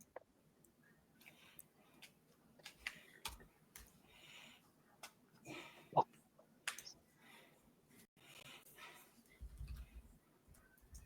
21. Hey. You scramble down and you're almost like crawling down as we'll say that you're able to get down enough that you can peer around the corner to see whoever is coming down. And you get a view of a spindly woman. I'm going to say spindly because that's a good terminology for them. Wearing what looks to be half of a prison garb essentially. The other half has been torn off. Their skin has tattoos initially that you can see, and then over those tattoos you see several tally marks that have been cut into the skin and then have been healed over. They have blonde hair on one side. The side that is shaved, you see more tally marks have been cut in. Behind them, they are dragging a body, and as they get it to where they want it to be, they sort of set it against the wall and begin to pose it as if it's leaning against the wall. And every time it slightly leans, you see them smack the body up as if they're irritated that it's not doing what she wants it to do, and then continues to try to pose it. Yeah. At their back, as they turn to do this, you can see a pair of knives that are around the size of like half of a machete has been just looped into their belt. I would like to try and steal those. Give me a dex check. Just a little casual theft. Fine. Come on, dice, don't fail me now. No, that's not great. What was it? Oh, wait. How do edges work again? Edges are advantage. Okay, let me not do that. Never mind. That is a nat one. Oof. So as you reach and your fingers wrap around the blade, part of the claws on your hand like hit the skin and leave just the barest mark, and that is enough for the person to turn and to look to you, and you see these eyes that the pupils are dilated to such a degree like this there's something wrong as they look to you. Just you what the doctor promised me? You're a new one. You look different. Who are you? Who are you? Victoria Zaz. Zaz. That's a fun name. You're different. The same could be said of you. Just kind of that casual look past at the body, trying to be posed. Are you're with the doctor? No, you don't wear the same things as her. I'm trying to find a doctor. Which one? Some sort of criminal psychologist. That one. I know where she is. Underneath, below. Where the Can metal you show graves are. She said not to come back there. I was say, my experiments are done. She let me wander around here so I can continue my art, continue my work, but I'm running out of models. What's the vision for this piece, if I might ask? As she turns to look at the body she's posing. Indifference. Many of the people that worked here were indifferent to our suffering. They didn't understand the marks that I needed to make. They tried to take away what I needed.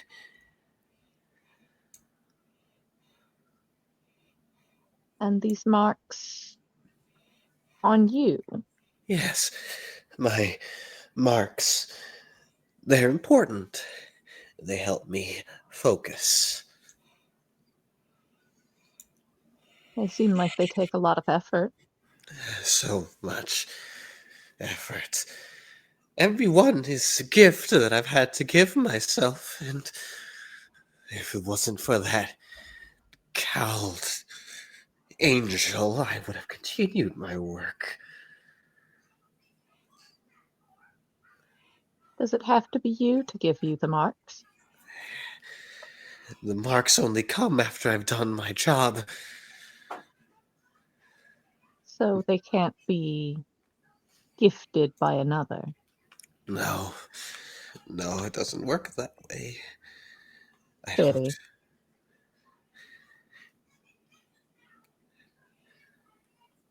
don't. Why are you here? You're here for the doctor, right? I'm here for the doctor. Someone wants them, you see. wants them to leave this place. There's no leaving here. You can't leave hell when you're already there. You can if someone says you can. Can Sends I? you back out. Can I leave hell? I'd like to continue my work. Unfortunately, I'm not the one who gets to make that call. Uh, That particular devil is out there somewhere. you are not the jailer, nor do you have the key. That makes sense. That makes sense. That makes sense.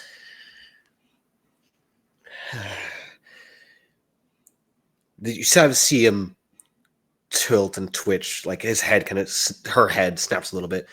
There's more here. I heard crashing earlier.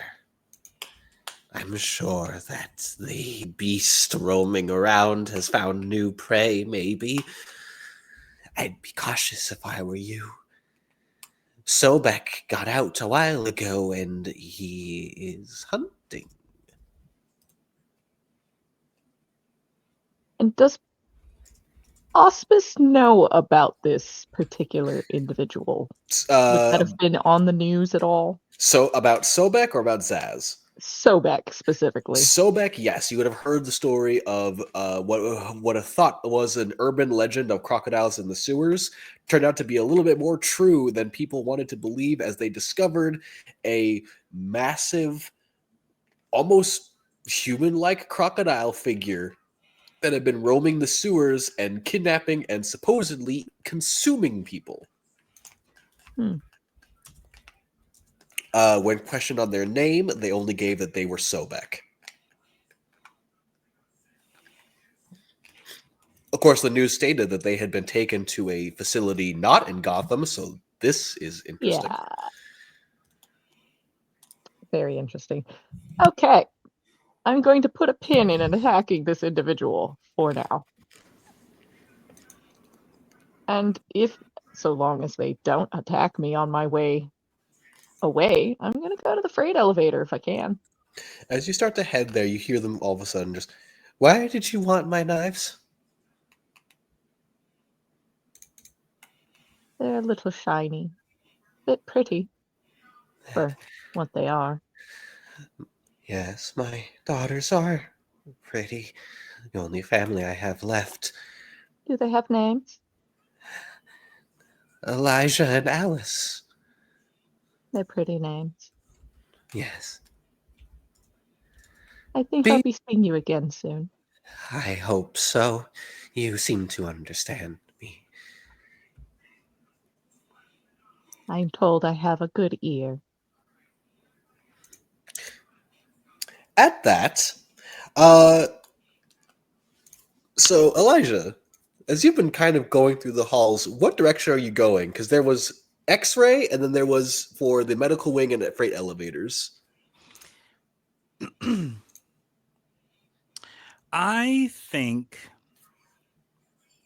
Cadence is heading for. I think he's going to check the freight elevators, but then kind of loop back around to X-ray. I think they're going to kind of check the floor. So as you're walking by, can you just give me a really quick perception? You bet. Rolled so far away from me. That's 15. You see on the ground what looks to be a small tape recorder just before you were going to head through the doors to freight elevator and main hall. He looks at it and is immediately suspect.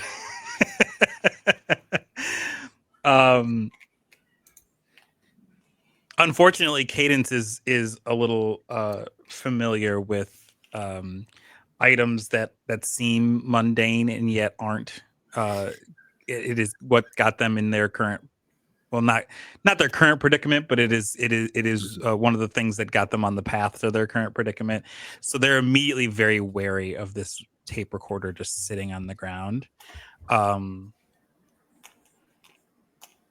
If there's any way I could like inspect it, I want to see if it's volatile in some way. I would say just with the perception, I will allow it. As you're kind of looking through, it doesn't appear to be trapped or volatile. It appears to have been incidentally dropped as someone was running and had it on them at the time. Okay. The There anxiety. Go ahead. does appear to be a blood stain on the tape recorder itself. So it may not have been incidentally dropped. It may have been loosened. Okay. Cadence is kind of up on the game. Cadence will reach into like the back pocket of like their like the pants that they're wearing, and they'll pull out a small like just like a quick little latex glove. They're not gonna put their fingerprints on this situation, and they'll put it over what they wear on their hand actually.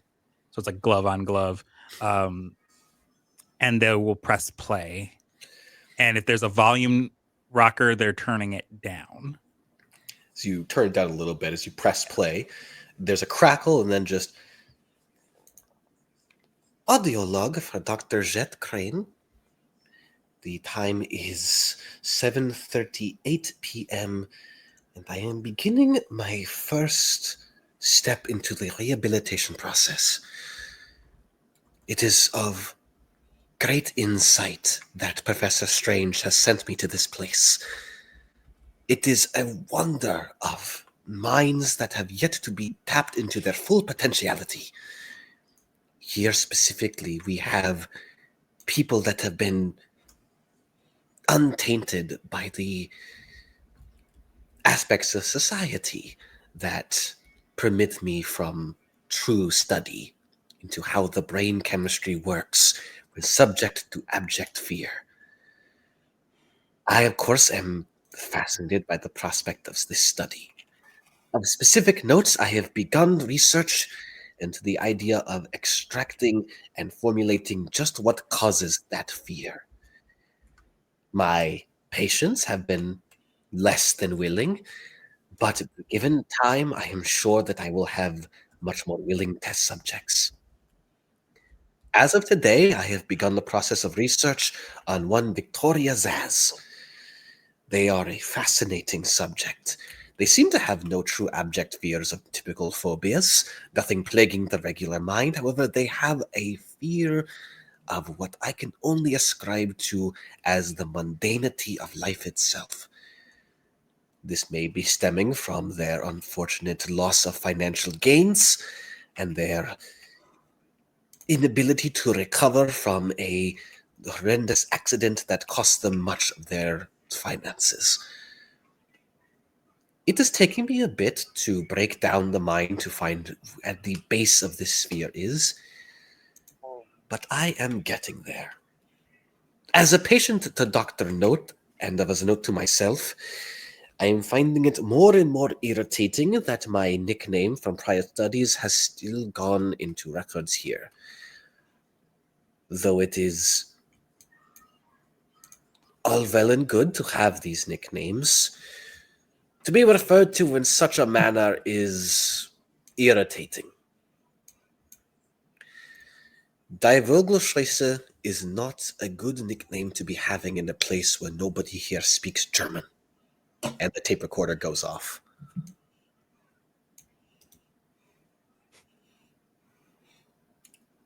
I'm trying to think if I know what that translates to. This would be a bit of a hard roll. If you would like to try, I would say give me a intelligence check. Ooh, that is not the strong suit of one Cadence. That's a flat 19 though. Flat 19.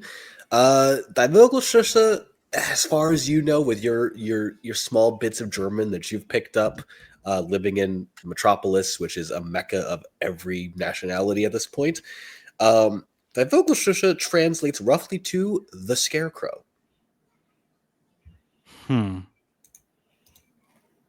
Okay. And as you have finished the tape recording and you push open the door to the medical wing, you see heading towards the freight elevator someone wearing an interesting mask and other costumes accoutrement, which is like, oh, somebody else here in similar garb to myself. Do I recognize them? No. Okay. What do they look like exactly? What am I seeing? Auspice. You'd like to describe exactly what you're wearing.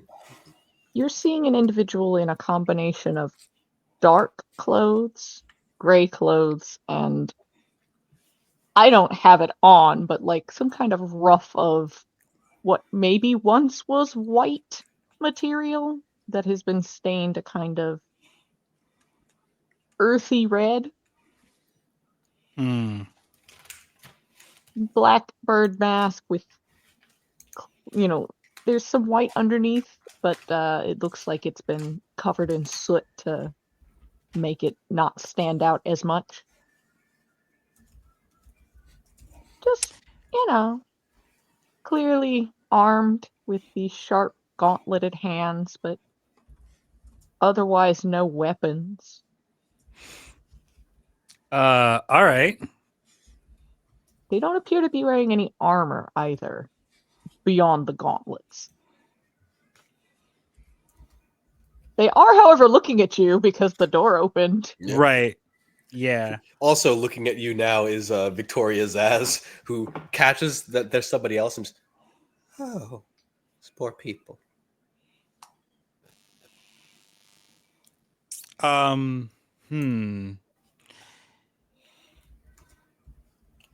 Cadence is going to put his right arm into like the pocket, like a small pocket on his belt, and it's going to kind of just like palm one of his sonic grenades. Hasn't activated it. It activates similar to the sound inverters, but it's got like 2 points as opposed to just like a singular button. It just keeps it so that like by the virtue of grabbing it, it doesn't like activate it. You have to like have to intently hold it in a certain way. It's not like a plasma grenade where you pick it up and it's already ready to go. Yeah. And he's gonna look at the both of them and go, well, I'm going to go out on a limb and say one of you is a patient here at least. I was.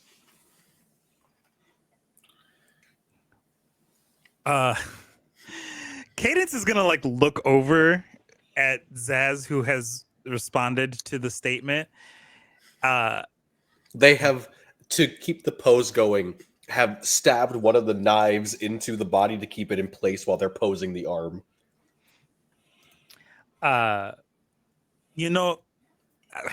Not to be rude, but Waz is doing a lot of heavy lifting there. I'm not in a cage right now. And you, looking at Auspice. I imagine I'm here for similar reasons to you, though I don't know what you're looking for.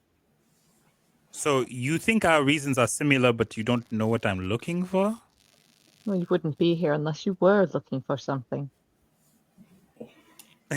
I don't know if you've noticed the chaos outside.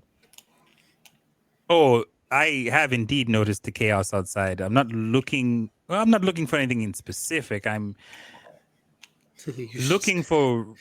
You should see the greenhouse. Ominous. I will agree. I am looking for why this place has gone dark, and I'm trying to fix it. That is an interesting idea. I wish you luck with it. And before you trounce out, what exactly is it that you are looking for? A person. And what person is that exactly? There's someone downstairs. You can come along if you want. As you say this, Adelia, The other side of the doors open Oh God. as you also come into the medical wing. Deli is wearing workout leggings and a jacket with the workout. It's got the AirPods in and sunglasses on her head. Just looks at her watch and like it's pretends like they don't see you. Like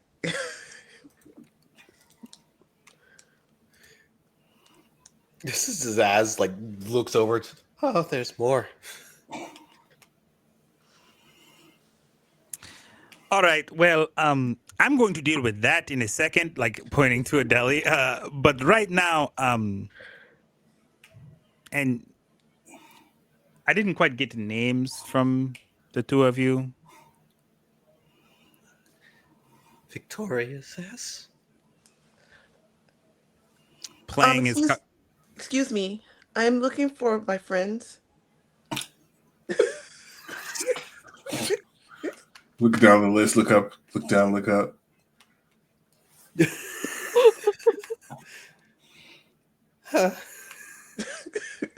I would say I'm almost certain I don't know them, but No, you do. You definitely know them.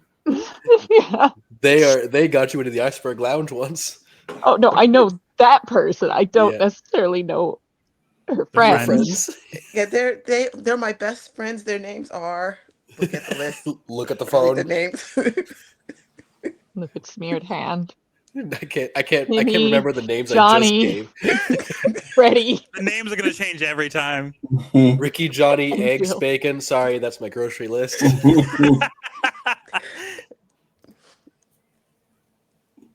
I could have sworn there was like a Jacob in there at one point. There was. at some point, but John It doesn't Jacob matter. Dinkelheimer Smith. There's a Yep. Freddy, I think. That's fine.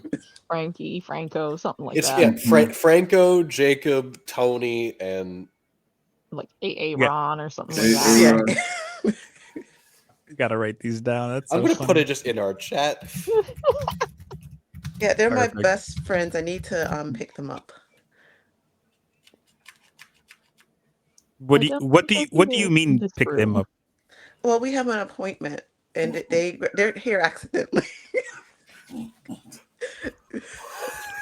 Oh no. All right. Just slowly making my way. Just y'all are having that conversation. I'm going for the freight elevator because I don't know any of those people and I don't want to.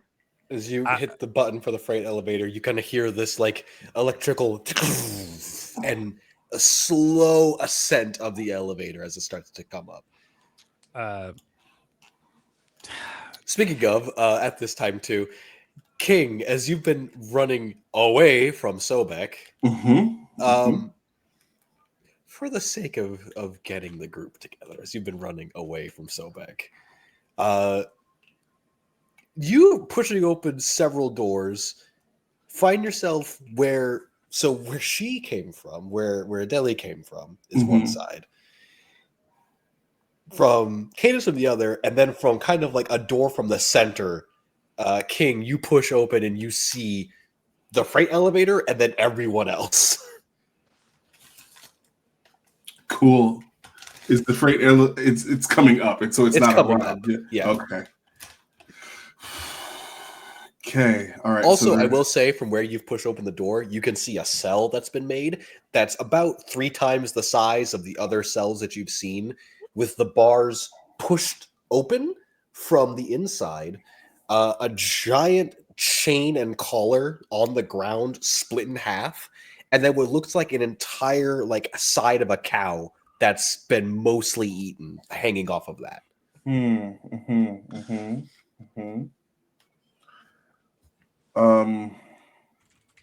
So I think King is going to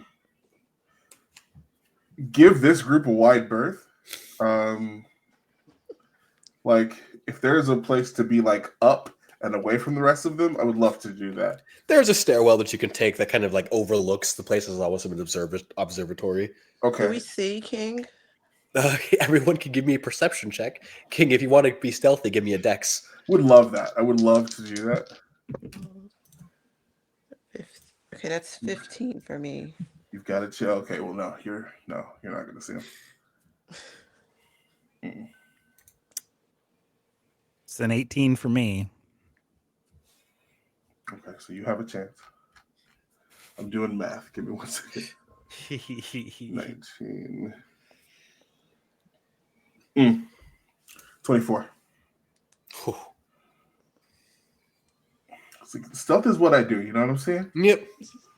See, but stealth is also what I do. I just got a bad roll. Sure. See, but stealth and perception are not the same because I couldn't see you when you went. True, I suppose. True. Mm-hmm. Yeah, so just like creak that door open, and then we're going to get as small as possible and just sneak into the room. So if they haven't seemed to notice me, I actually want to go to the freight because that's going to be a way to get around better. That'll be a 22 for me, unfortunately. Just barely. Yeah. No. King, you are going to make your way to the freight elevator, still coming up.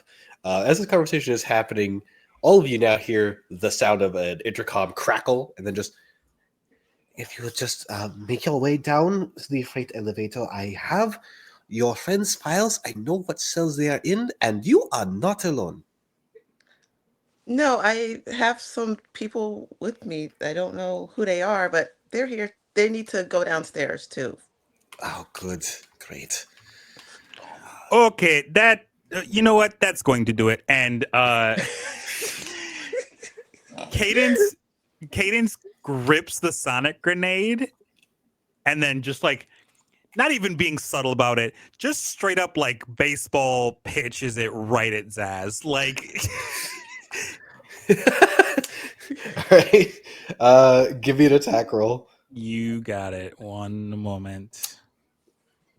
What's your defense, Zaz? It's not high. I know that much. You have no armor. That's a 23. That's hitting her. She's got no armor, dog. Got it. Jeez. Hold on while I look up. Let's see. I'm gonna assume that people are still semi close to Zaz as well, right? No, most of them are actually near the freight elevator, so it's just okay. her. People have moved. All right, cool. So That's I fine. started over in that Give me- direction. Not.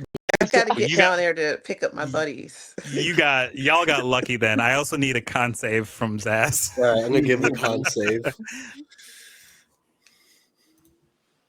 would like to remark that as object was thrown, Auspice, kind of tried to shift to the other side of the elevator. Is this one of those like freestanding freight elevators or like built into the wall? It's like built in. Okay. It's very much like a cargo elevator almost. Okay. Mm-hmm. And I guess I can't hide behind it, but it's just ooh. So she rolled a want to nat be where that one. is. So she rolled a nat one. Ooh. Oof. She is stunned for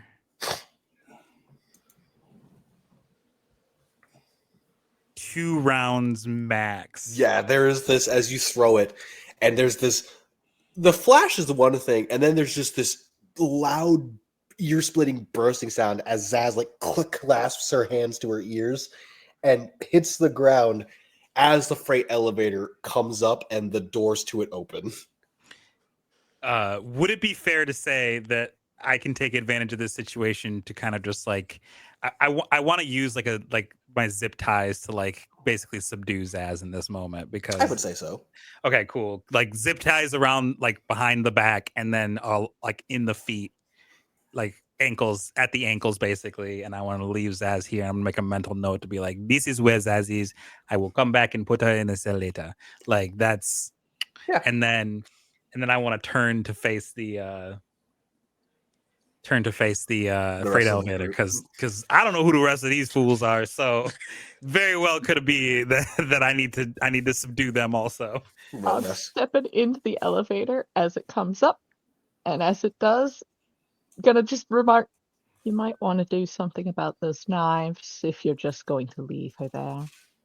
Oh, sure, fine, whatever. And I grab the knives and I'm gonna is there like a shelf or something that's high up that I can Yeah, I would say that you could just place it in one of the cells. Yeah. Yeah. I'm gonna get the. Yeah, Auspice is correct. I'm gonna get the knives away from Zaz. Okay. Who else is stepping onto the freight elevator at this time? Adeli is, you know. Is everyone just going out of the elevator? Yeah. Okay. Is there a way I can get like on top of it? From where it is situated, because it's sort of like built into the wall. Mhm. Would I have to like let it go down a little bit? You would have to let it go down a bit. Fine. Perfect. Mhm. Perfect. Okay. Yeah. Okay, so two of you. All right, and as Zaz is subdued, the elevator is still like kind of waiting. It has the two people in. Cadence, you also going to get on. Yep, I got to deal right. with these folks. Door closes. So the elevator door closes as it begins to go down. I would say probably at that time, King, you get onto the top. Yeah. For no reason at all, I want the three of you in the elevator. Give me a Constitution check. That's my worst stat. Oh no. No. How'd you do? I rolled a 1. Ooh. And my constitution's a -1. So I can't. Oh my didn't roll God. any- I didn't roll Oh, no. anything. Oh no. It's a 17. Can I steal some of your points? So 1 second. I've got a nat 20, but I've got something for this. That is. Where did it go?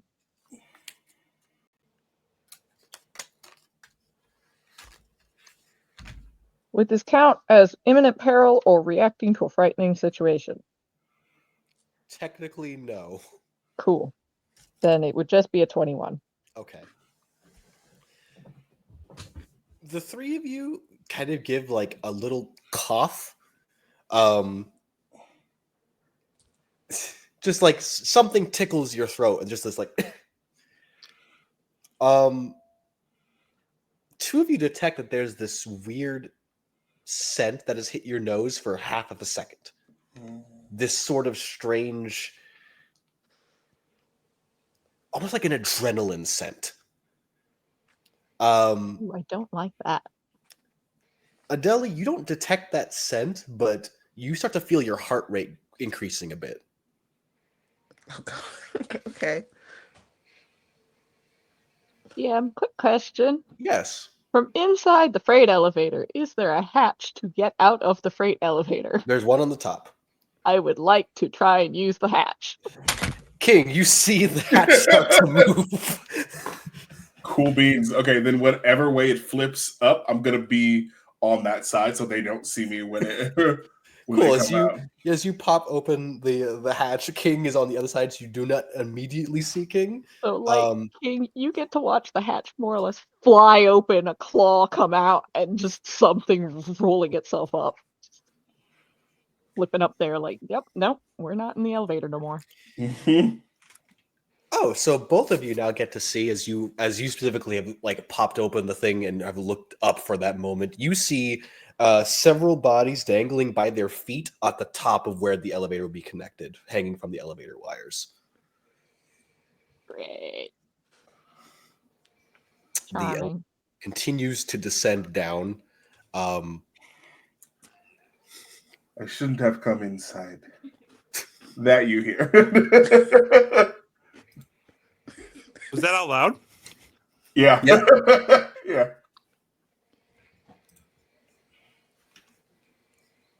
Okay, let's go. We gotta get our people. Let's go. And Adeli's like tapping the You watch. say that, and as you're saying this, you hear your words echo. As the elevator seems to be getting bigger. Oh dear. To you. Okay, I was gonna say for everybody. Nope, just to you. Just to Adelaide. Sorry, babes. That -1's about to do you some unkindness. Yeah. As if it's getting larger, the lights in the elevator also start to go out. Until there's a single light that is just on you as you feel the elevator stop. Just to you. Can I take my lighter out so that I can have some light, more light? As you take your lighter out and you flick it on, you immediately hear the sound of a wick burning. As your lighter is flicked on, you see a large wick, as if to a stick of dynamite, as it's flicked on, come out of the lighter and start to go down. For Cadence, you see Adele take out her lighter, flick it on, no fire come out of it, and just staring like above where the light should be. You all right? You cannot hear your own voice. You feel yourself speaking. You cannot hear a word you've said.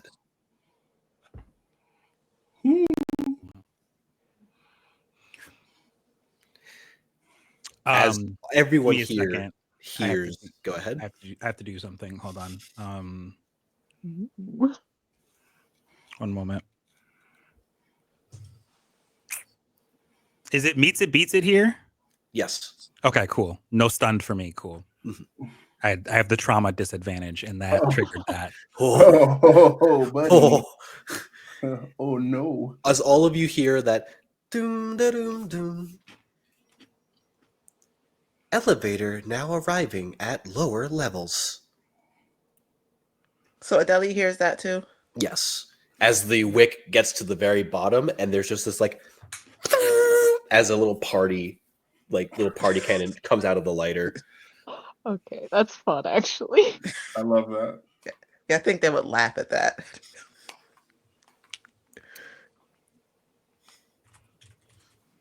The elevator door opens, and you all see a concrete and brick lower level.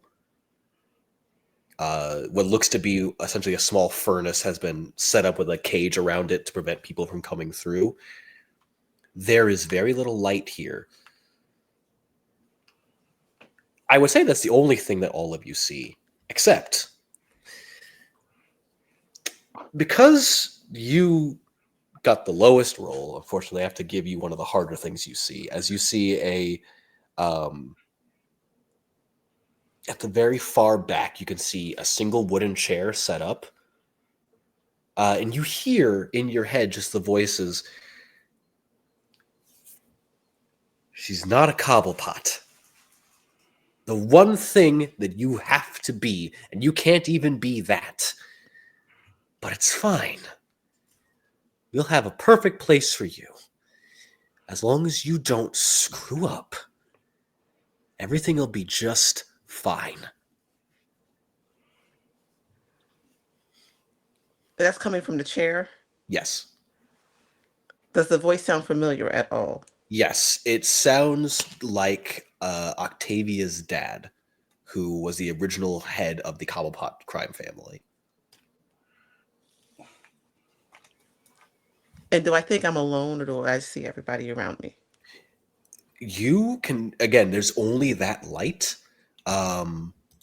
So you're just kind of seeing yourself as everyone else seems to be in darkness. You know there's other people, but you can't see them. Okay. So I'm going to defend myself. I hate that I'm doing this. And say, I am a cobblepot. You're not going to take that from me. I recognize the name Cobblepot? Yep, they are not so much as the notorious crime family, but you definitely recognize the name Cobblepot as rich and maybe corrupt. Cadence's eyes behind the mask in a comic book style narrow, like very Spider-Man-y, like it's a mask, but somehow it follows my expressions. And I want to throw something at him, but I don't know what I have in my pocket. I just want to throw it at this imaginary person. Out of the fact, I'm going to roll a D100. And if I get high is bad, low is good. So anything above 51 is going to be a little bad. It's an 86. Okay. Ooh. So you fish into your pocket and you pull out the first thing that comes into your hand to throw it.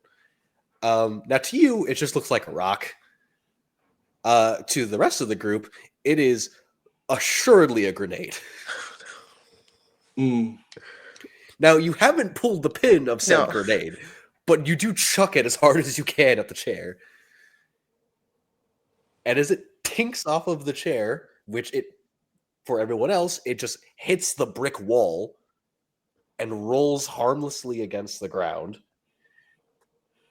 There is this just moment of like, well, could have been worse.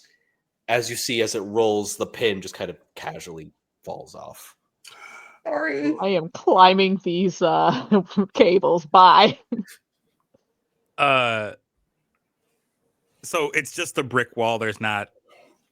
You see the brick wall, and then far to the back of it is just a metal door.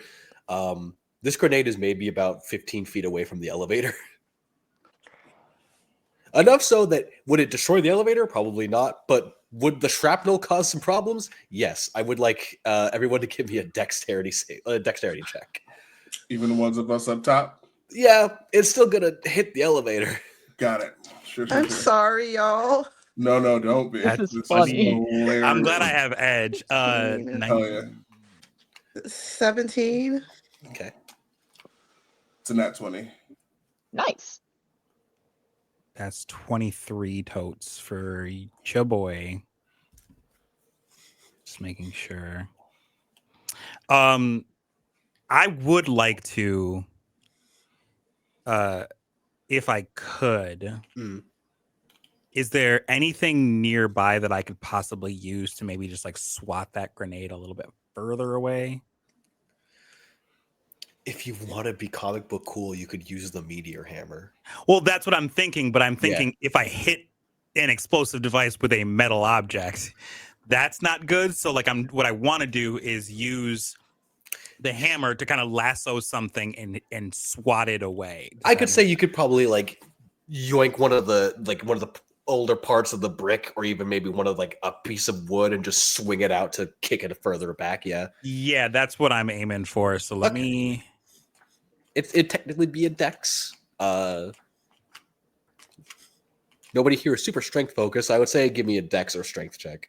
Okay, that's gonna be a 17. Just I to would- be sure. Yeah, 17. I would say you knock it back far enough that the explosion will cause a little less damage, and as you do, and there's this burst of shrapnel as it impacts against the freight elevator. The shrapnel predominantly misses everybody, but it does hit the freight elevator and should make a loud noise for everyone here, except for Cadence. It all makes an incredibly loud noise. Cadence, you just hear a muffled explosion. So what happens is everybody like just like scrambles away when they see this, except for I assume for Adeli. Cadence like pulls the sound of silence and like wraps it around like their arm and like swings out, and it like pierces into a piece of wood, and then he swings it around his neck and then like yanks real hard, and it flies out, and the piece of wood just like tumbles and like just like hits the grenade, and it just like kind of like a shuffleboard kind of situation, just like pink just like moves it away. And then Cadence kind of just like pushes themselves flat up against the wall of the freight elevator. As you push yourself against the wall of the freight elevator, you feel a cold metallic sensation at your back. Mm-hmm. That does not feel like the freight elevator. That's a situation for after the explosion is done. For Adeli, as this flash like finishes and you slowly pull your hand away, you no longer see this concrete hall. You instead see the beautiful wooden and carpeted flooring of the old Cobblepot Manor. Several windows lining the hall with the rainfall outside. Lightning illuminates part of this hall. It's familiar, but you haven't been here in a while.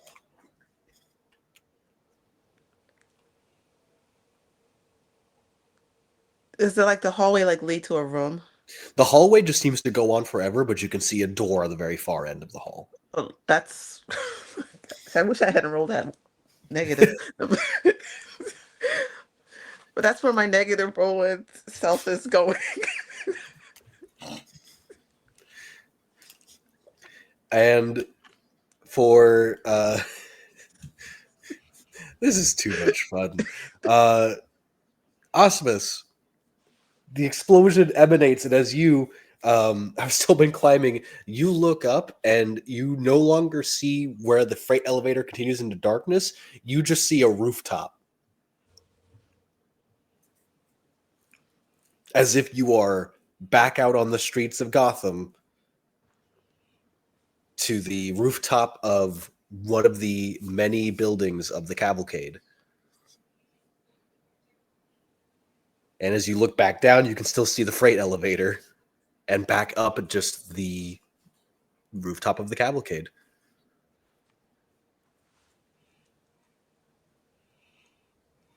This is trippy and weird and not great. And I think as she's clinging to the cable, she tries to take a moment to like, okay, let's center ourselves. Let's calm down. Let's think about this rationally.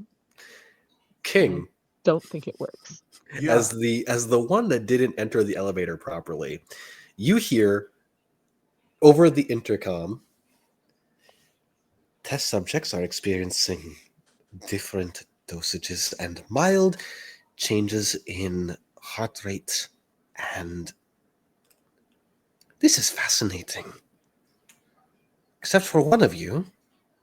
What makes you so different? You didn't enter the elevator, of course. That's unfortunate, but we always need a control group. Do we receive compensation for these tests? Your compensation would be that you are benefiting humanity.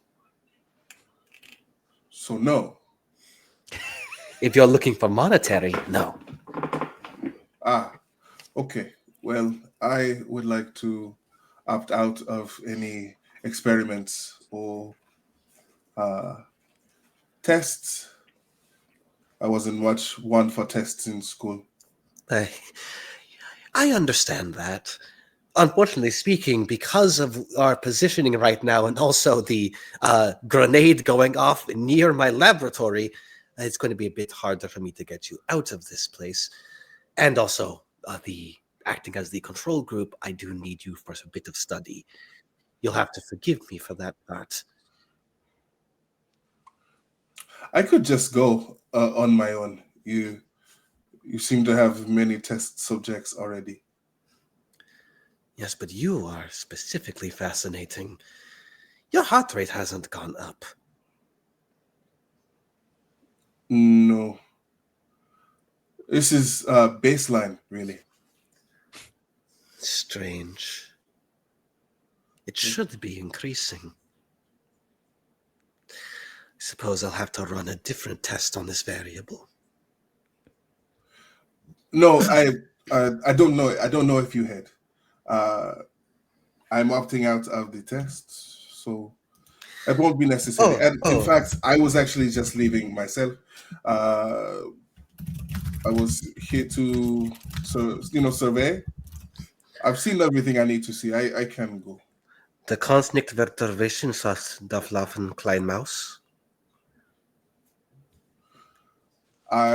I'm sorry, I sometimes lapse into German. Would you like me to translate?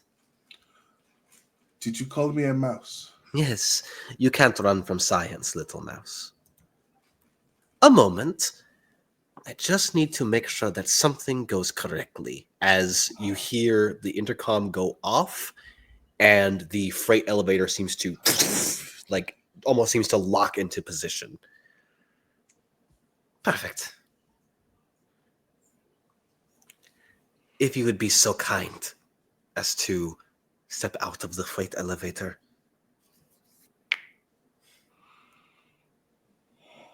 I think just here's a string of mumbled curses.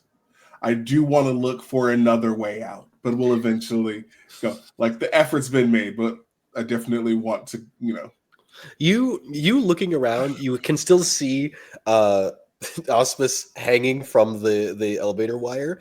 You get a glimpse. Does your mask have reveal your eyes? It's got, Not yours, not King's, Auspice's. oh yeah. Part of me wants to say no, but part of me thinks it's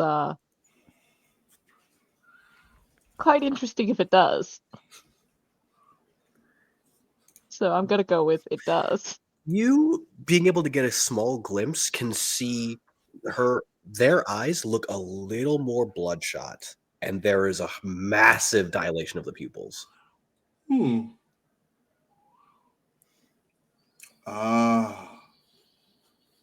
I see. I understand. Okay. Making sure that the mask is tight over the face. Sure. I'll play their little experiment. Oh god, that's so off. There we go. If you would do me a favor, then, control group, and try to herd the others out of the elevator as well. The others. Does that include the one that was doing a climbing exercise? Yes.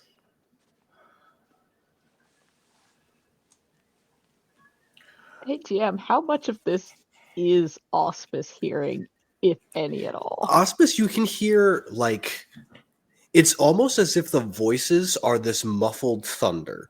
You can hear bits and pieces, not enough to flesh things together. It doesn't help that they are also overshadowed by old memories that are also coming in as voices. You can hear Panther's voice coming in, just kind of asking if you're going to be at the party. Hannah Dent talking about the potential of how the city is going to look like. Members of the cavalcade speaking to you of the importance of your work. Everything is kind of meshing together. Deeply unpleasant. Got it. Bird lady, I need you down here. It's, again, this distant thunder. It's a little bit easier to pick out, as now you can hear just like, bird, need you here. And I can't figure out the direction this thunder's coming from. It seems Hannah. to be coming from everywhere. Yeah.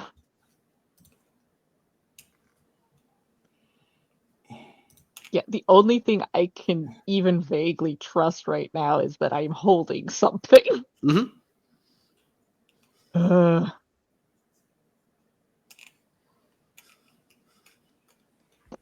Part of me wants to try and climb, but if I can't figure out where I'm climbing, that's dangerous. I'm actually going to stop climbing and start letting myself slide down instead until I can touch solid ground. As you begin to let yourself slide down, King, you're seeing them go down, and it's like, okay, they're going down the elevator cable. Everything is fine. Auspice, as you're going down, your hands start to feel slick. And as you get to the bottom, as you look, they are caked in blood. And as your feet hit the ground, hit solid ground, they just push into pools of blood.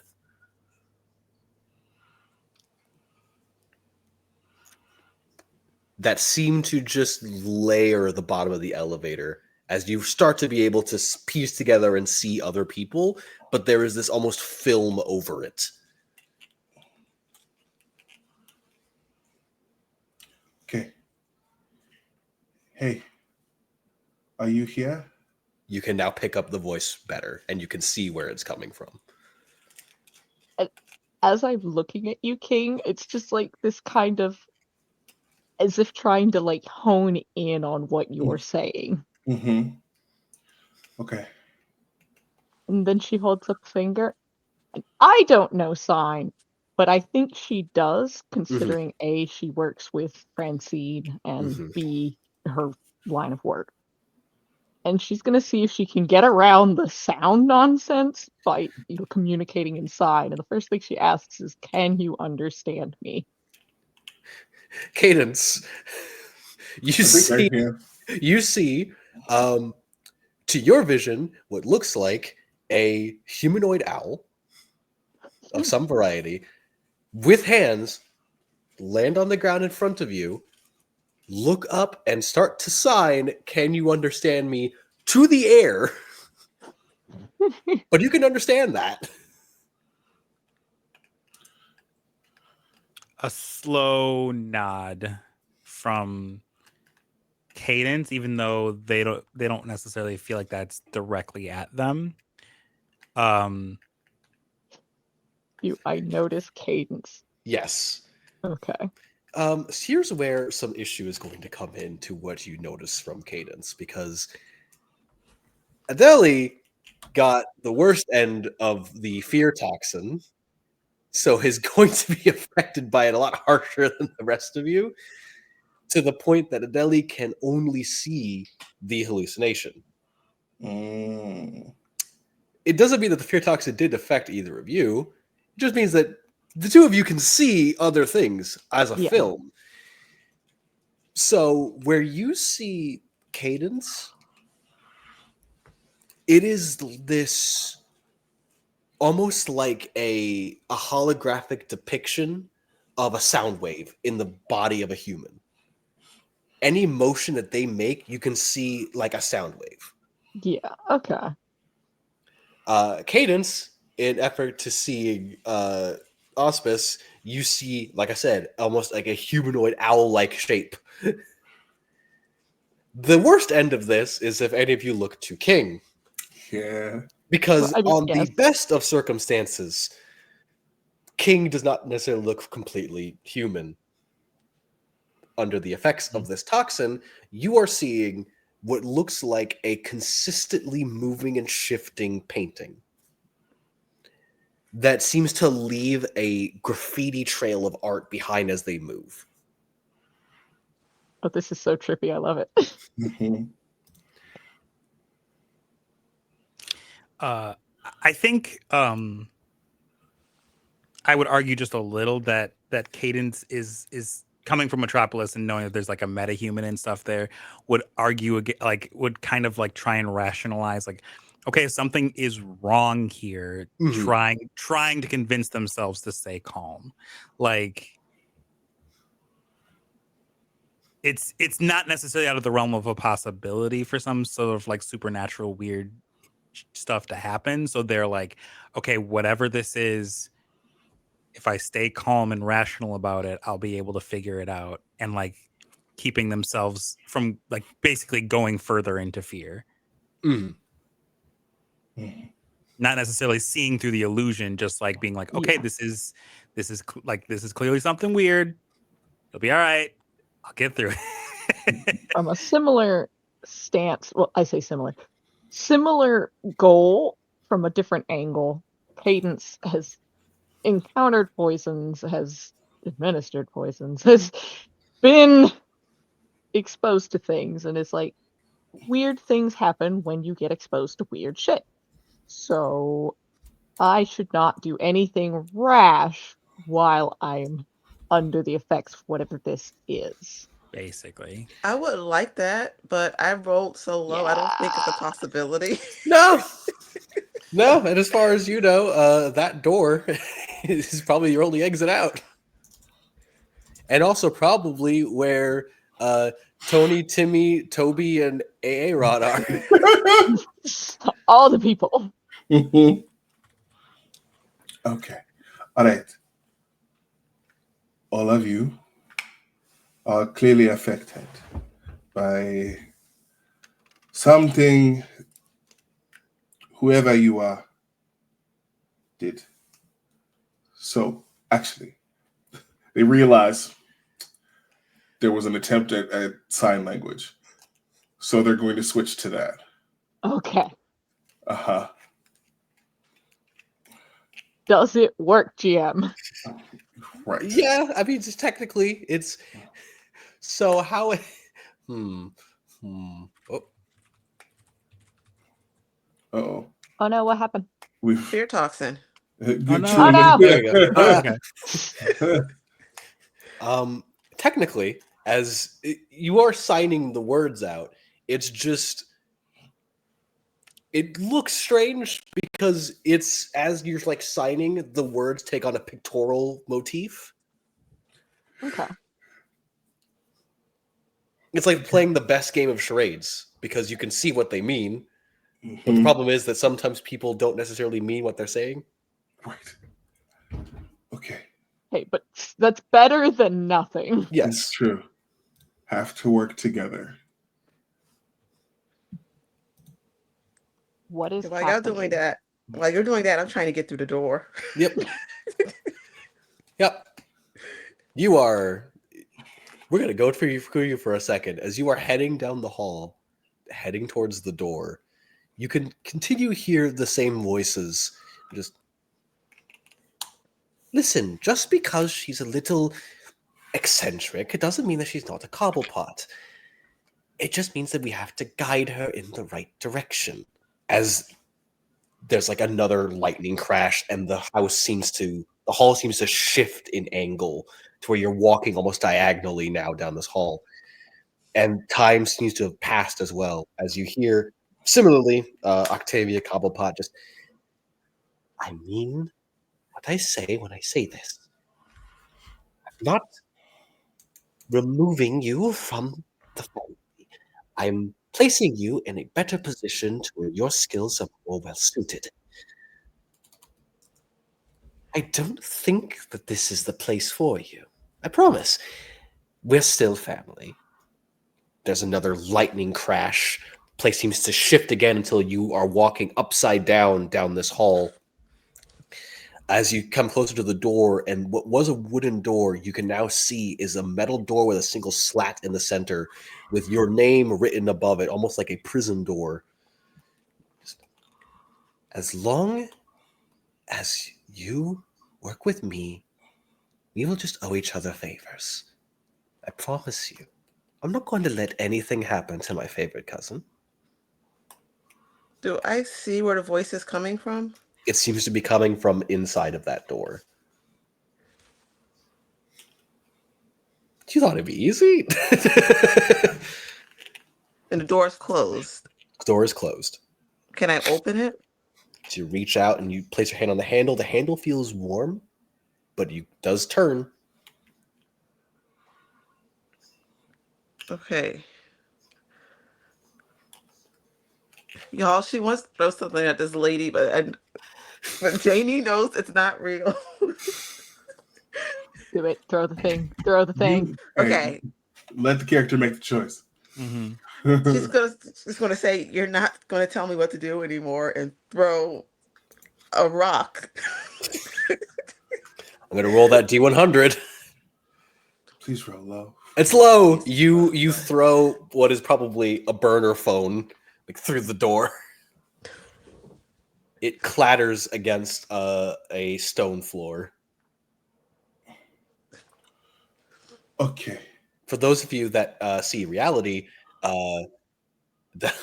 she had walked forward to the single door that was there, past the furnace, opened the door to what looked like a series of observation windows to different medical areas, and just threw a phone. This is, by the way, me saying this full well. Two of you have a slightly different filmed version of what that looks like.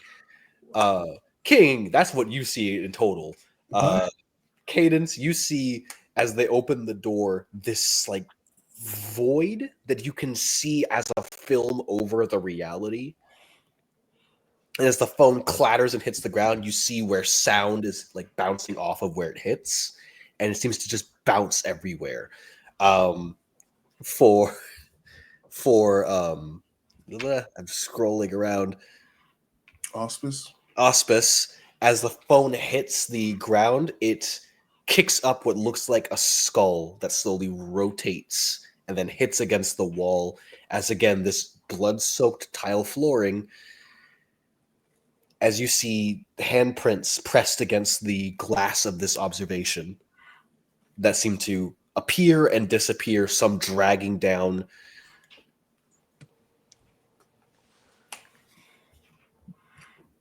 Okay. Why does she keep throwing things?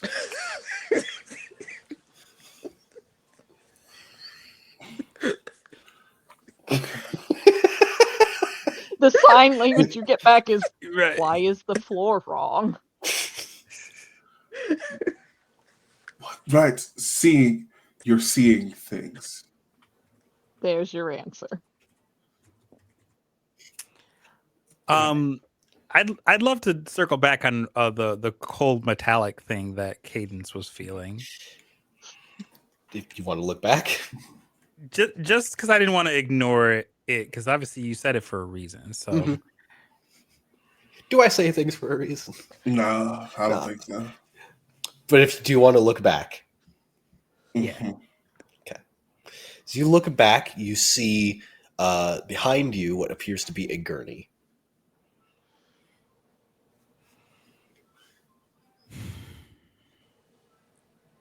Okay.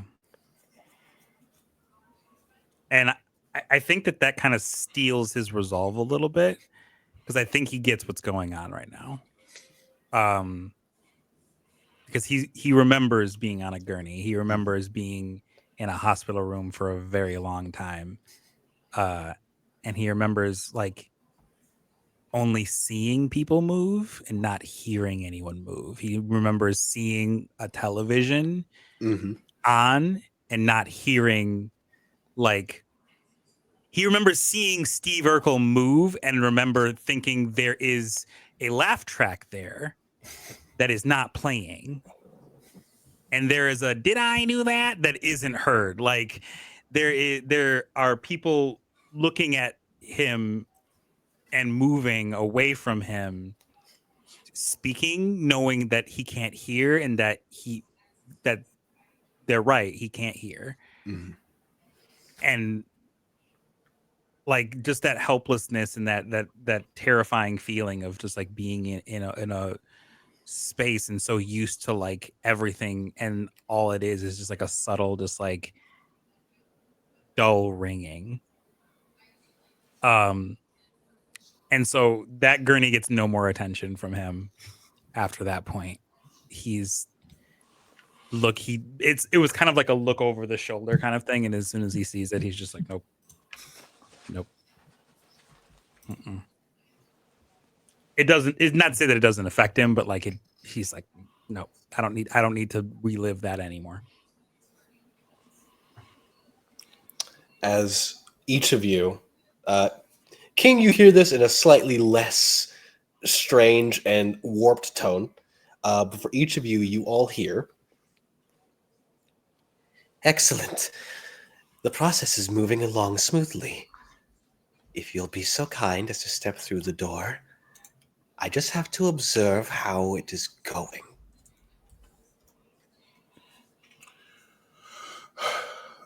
All right. Again, inside, we are test subjects. We get through until we can find the good doctor. Air quotes. Be on your guard. Hey, Javante. Yeah. What's the name of this psychologist I'm supposed to be finding? Dr. Jet Crane. Great. Can't kill this man. I've done nothing wrong. Did I hear King at all, or am I still completely in my delusion? You're still in your delusion. You can pick Okay. up the voice, but it doesn't sound like King. It sounds like one of your relatives talking. Well, then I'm going to tell King that he can't tell me what to do. Okay. Do you want to stay here? Is that what you want? Do you want to stay here? No, I want to get my Then come this way for your friends. So the last time I do this for you. Sure. All right. And Sure. I think I do think that Auspice, after that exchange, kind of catches King's attention and more or less gives you the rundown of she's a bit off on the best days. Don't take it personal. I'm not taking it personal. I'm just confused. What? That's normal. Got it. Understood. Adeli, as you still looking down that hall, you see a hand with a little too long of fingers kind of like drag against the side of the wall before it goes through the door.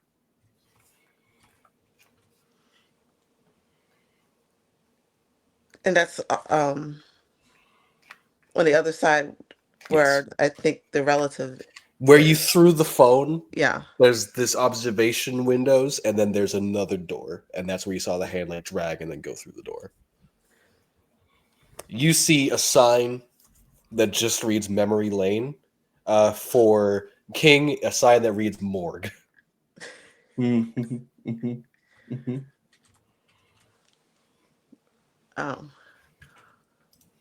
I'll say, what's that going into memory lane?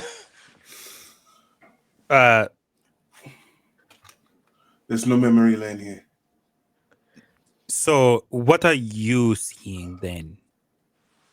The morgue. The morgue.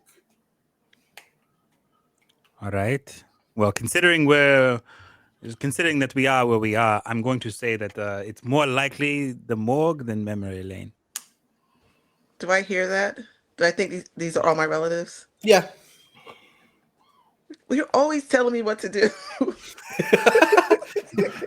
I didn't tell you anything about what to do. Yeah, but do you listen? Oh, well, That's it's you've heard that one enough times. I'm not even gonna. Yeah. No, it's fine. I got your number, fam. Let's go. You want to play this game? Let's go. Oh goodness. Well, I don't want to listen to you anymore. I'm independent.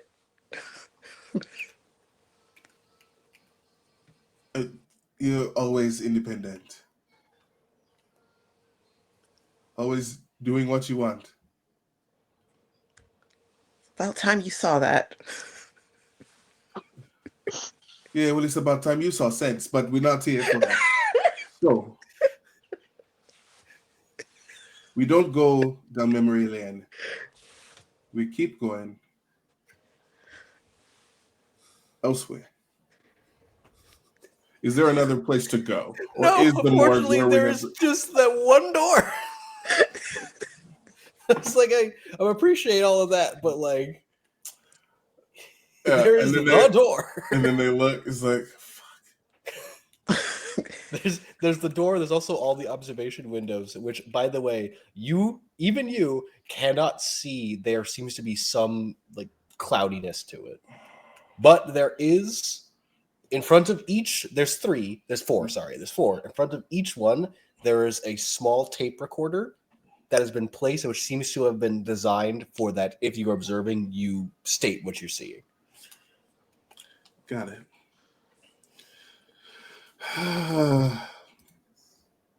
Or because we don't really have any other options, we go into the morgue.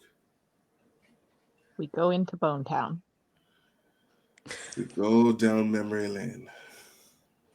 Okay. all right. Into the ossuary. Hey, don't throw things. Don't throw things. Well, how else am I going to get people to listen? You don't have to hurt people to make them listen. Use your words. By the by, for the other two of you, the buttons that you're seeing in front of these windows do not look like tape recorders. For both of you, for Auspice, they look like eyes. Just observing ceramic eyes, looking directly there. They have a single button at the center. Don't want to look at those.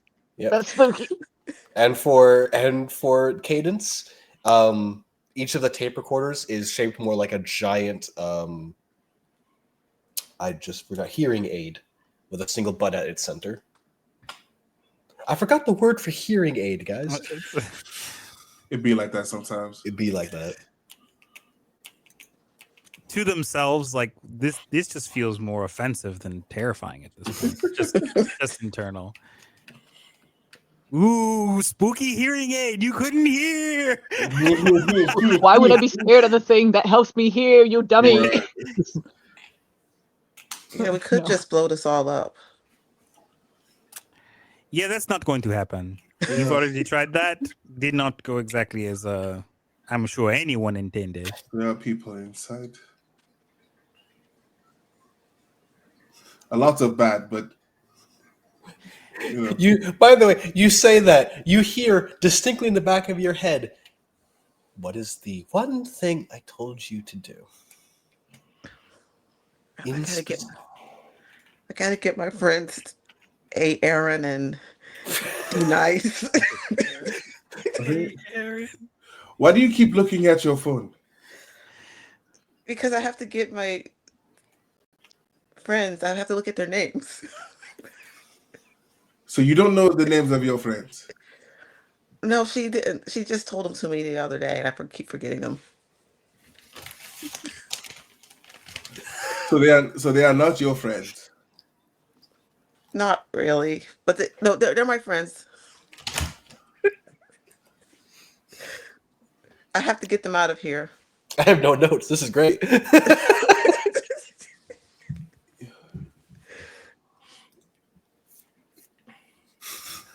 Not D nice. Be nice. I'm dead. I'm screaming. Gone. Yep. Having steeled resolve, just like, okay, don't look at the eyeballs, don't look at that. Don't try and Mhm. figure out what's beyond those windows, because I don't want to know what's beyond that. Into the dead people place. Mhm. Because that can't go wrong. No.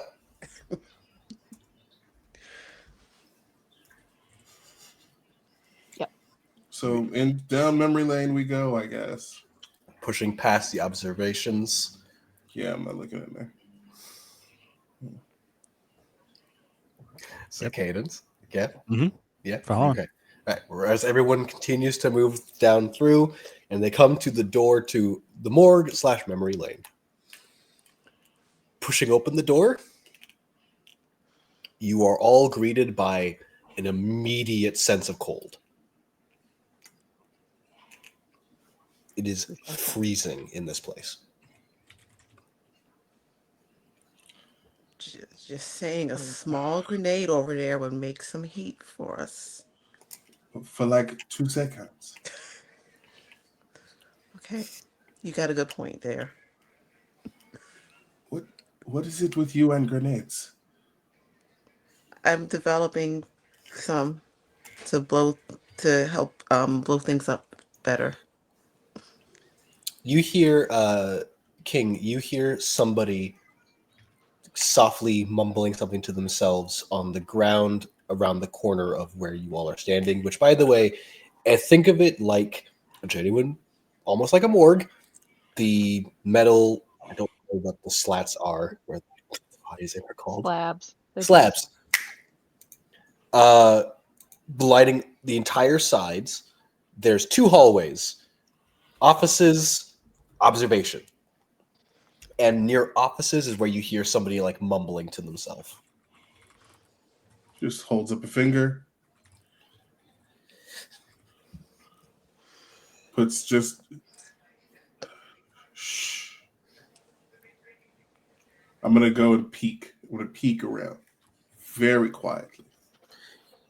On the ground, like curled up into the fetal position, you see a young male, maybe in his early 20s at this point, dyed blonde hair, kind of cut a little. The only way I can describe it is twinkish.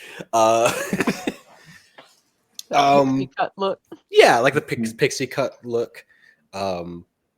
wearing a doctor's uniform within of the little name tag that you can see intern like plastered above that, curled up on themselves, just kind of rocking. Okay. Poor kid.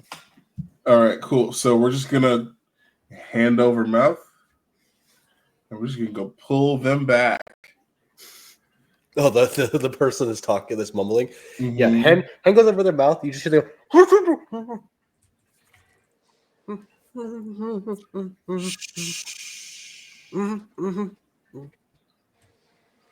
I will let your mouth go if you promise to be quiet. Okay. Okay. Let them go. Help them up. You're an intern. Yeah, Good. Maybe you can explain. I got hired on before all of this happened by Crane. They were interested in my own work, I guess. Stuff started to go wrong with experimentations. I don't really know what she was doing. Um, the warden left for something. Not sure what. I think it was a meeting. Crane took charge, started experimenting more in earnest, and some of the criminals didn't go back into their cells willingly. There were escape attempts and a lot of violence. Crane didn't seem to care. Wanted more experimentation. Ran out of willing criminals. Started using doctors. Yet you have managed to stay alive, cowering in the corner as you have. I wasn't exactly. I was one of the lucky ones who survived the first couple injections and then just hid in one of the slabs. Injections. Initial experimentations with toxin. The initial experimentations used injections that stimulated the adrenal glands, specifically targeting the parts of the brain that affect audio and visual hallucinatory effects. If you overstimulate the adrenal glands, you can hyperfixate somebody on their fears. That was the initial tests. Moved from injections to inhalants. Now they use both. I was only injection based. Got it. Going to just check this man's pockets. It's typical doctor's gear. You see pencils, shreds of some paper, Okay. and their name tag, which lists them as currently interns. They do not have doctor in their name yet because they have not graduated from school. But this is Harold Quinzel. Huh? Twig. Twink. Okay. Good. Well, mostly I just wanted to make sure that there was no, hidden syringe on them. Yep. So so as long as they're on the up and up, that's fine. You should go back to your slab. Okay. Pull what out? Sneak out. This one's open. He like looks. Okay. What are you all doing? Figuring out who this is and stopping them because they're keeping me here against my will. So, Yeah, that seems to be how it works here. right. They like look over and see probably the most terrifying person they've ever seen in their life around the corner. Just, I'm gonna go into my slab now. Good. And not long, I will relay that information to the rest of the party. If you want to talk to them, they are in a slab. Does that help any of us like resist this at all or no?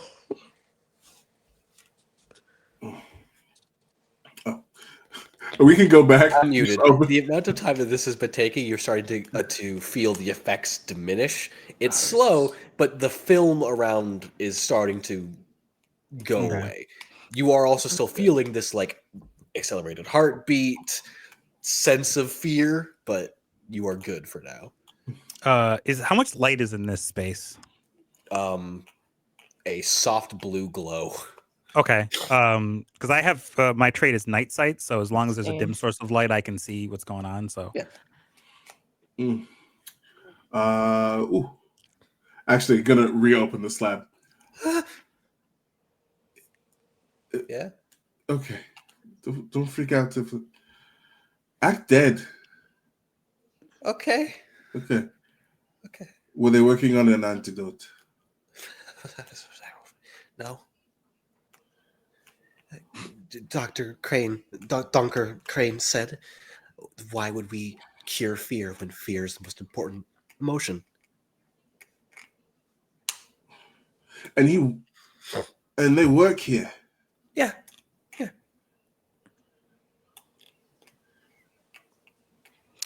well, I'm just an intern. I don't know. at the risk of being obvious, and Cadence like makes like a show of like putting their finger in the air and putting Donker, Kane. Yep, they're on my list. Okay. That seems fair. Okay. You have to stay there. Okay. Close it back. Okay, so You then hear like a thudding noise as he's trying to get to the position of playing dead. Mhm. That's fine. So, how do we proceed? In my How do you- preparation for this space, sorry, You're good. was there any like, hey, this is what we know about the old building or anything like You that? definitely have a blueprint that you probably have memorized. Okay. You know where the morgue leads, to the right where the offices are. More than likely, that is where Crane's official office is. Mm-hmm. The thing is that Crane does not seem to be an official person by any means, so they could be there. They could also be in the observation. And considering what's going on, it would make more sense to be an observation because your office is harder to seal from the vents. Mm-hmm. And I will pass that along because Okay. Well, he saw me when I came in from through the front door. an observation is a solid bet. Is there a camera room? Security, perhaps. But if you know how to get into the feeds, I'm no doubt you can do so from observation. More than likely. I- It should be noted if we go anywhere else, especially higher up, we will have to be careful of Sobek. I'm sorry. What? Zaz mentioned them. They were Oh yeah, you didn't hear? supposedly Yeah, you didn't hear about the myth made real about the crocodiles in the Suez. Sorry, I'm not from around here. Ah, yeah, I noticed. There's a whole thing. He was allegedly incarcerated elsewhere. Clearly, they lied. Oh, most certainly, he's here. First thing I ran into. Well, that Yes. must have been a fun beginning of the night. What are you all doing here, by the way? None of your I business. already told you what I'm here for. And my cousin wanted me to get some friends, and I wanted to test out my explosives. Okay. You did say you have been saying repeatedly, and then like turning to King, going to put a pin in that one. We completely skipped over the second part of what she said. And I wanted to test out my explosives. We'll get back around to that. We will get back around to that. I was literally about to be like, So the explosives thing, right? We can Yeah. work with this. How Yeah, I better don't to make a think- door? Yeah, I can make a door. No, that's all right. You hold on, and looks over, pulls up the imaginary list. Okay, and you said your name was again, looking at Adele. Susan. Question. Did she look up when she did that? Did she go, hmm? Yeah. Okay, perfect. Cadence does the Keenan face, the like I just know. Okay, well, whatever your name is, going to add you to the list. Just going to do that. All right. What is this list? Because you as you have said, you're not even from here. So what is this list? To quote someone I met very recently, none of your business. Well, I'm from here, so I feel like perhaps there's more business. Okay, Guys, I'm pretty sure with my character I have a computer with me. So I guess I have a bag. I'm gonna go through and say, will this help us get into security feed? you pull out a full laptop. Yeah. You're just carrying around a laptop. Well, I have to come up with my plans. It's okay, it's cheap. It was only $5,000.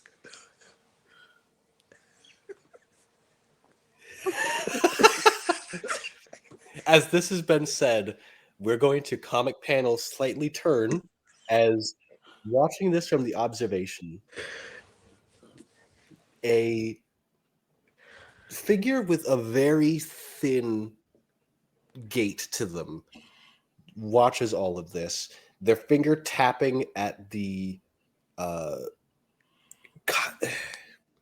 lenses of a World War I style gas mask that has been modified in such a way that it is pressed in a bit closer.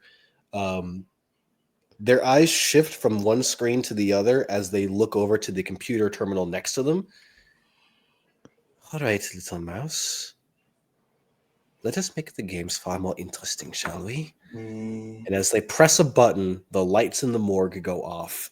And that is where we are closing the comic book for today. Wow. How dare you? Love it. How dare you? Thank That's you all. fantastic. Thank you all so very, very much for joining us for episode 1 of 3 of Gotham by Grasslands. Thank you, Apochromatic, for hosting me.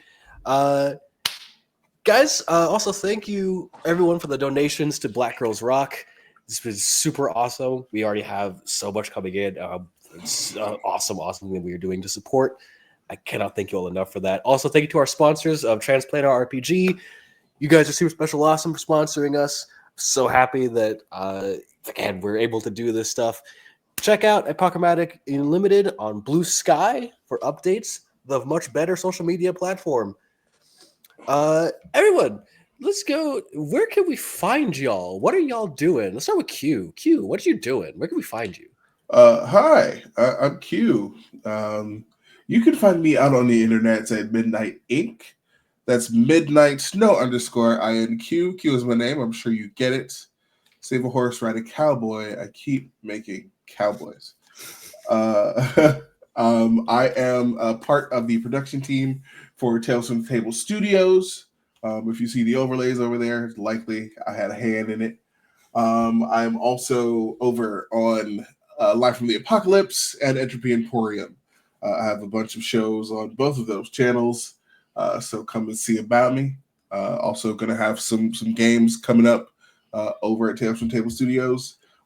We are also hosting events this month for the Chicago Fire mutual aid, because boy howdy has this year been a time already. It is February. It is now February. Yeah. So yeah, come over and see us there. We got things going on, but I'll of course be back here to continue this series. Sparrow.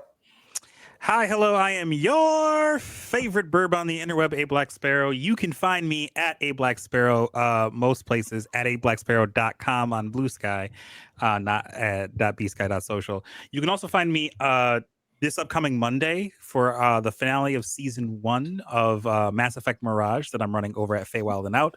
So that is twitch.tv/Feywild and Out and feywildandout.bsky.social. Otherwise, most places, Instagram, Threads, they're all A Black Sparrow. So if that's where you can find me the best. Janie. Hi, I'm Janie. Janie Potts or Janie Potts 7575 on different places. Janie, I think it's just Janie Potts on Blue Sky. And let's see. This week, on the 6th, I have a finale for a game I've been running for a while on the Singularity Roleplay. It's called a Monster of the Week game called Winter. And other than that, I'm just doing this right now. I think there might be another game Saturday. I'm not sure.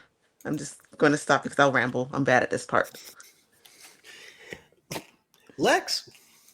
Hi, I'm Lex. I also go by Ford of Air on the internet. You can find me on Blue Sky. Not Twitter anymore. I don't know why I was about to say that. I haven't been there for 2 years. Which, sometimes. And Patreon. I illustrate, I play games, and if you need NPC art, I got some royalty-free packs for you to go look at. So, there you go. And then, hi, it's me. I've been your DM. I'm Javante. You can find me on Blue Sky under my name, or sadly, still on Twitter under my name. Stuff that I do. Hey, you like anime? Bi-weekly Thursdays, I run Set Sail, a One Piece D&D adventure. Also, on Opposing Thursdays, I run Blood and Cinders, a story set in the world of Somnus Domina by Logan Laidlaw. Also, do you like Power Rangers? Apparently I do. I'm in every Power Rangers game. If you check those out, I'm over on Paige's channel, Pluto Cleric. I'm also work with Arclight Court. I do a bunch of stuff with that. And catch me on Twitter as I start to release steadily stuff about the TTRPG I'm working on called Acts of Sodom. If you enjoy slight cyberpunkian prototype themes and also like the story path system, check that out. Other than that, yeah, normally you could just find me roaming around the different internet platforms. Thank you all so much for being a part of this. Please tune in for more of our Black History Month games over on Apochromatic. I love you all so very, very much. Like the one that comes on after this. Yeah, like the one that comes on directly after this. Please stay tuned. There's so much stuff happening. It's super special, awesome. Love you all, and I'll see you next time.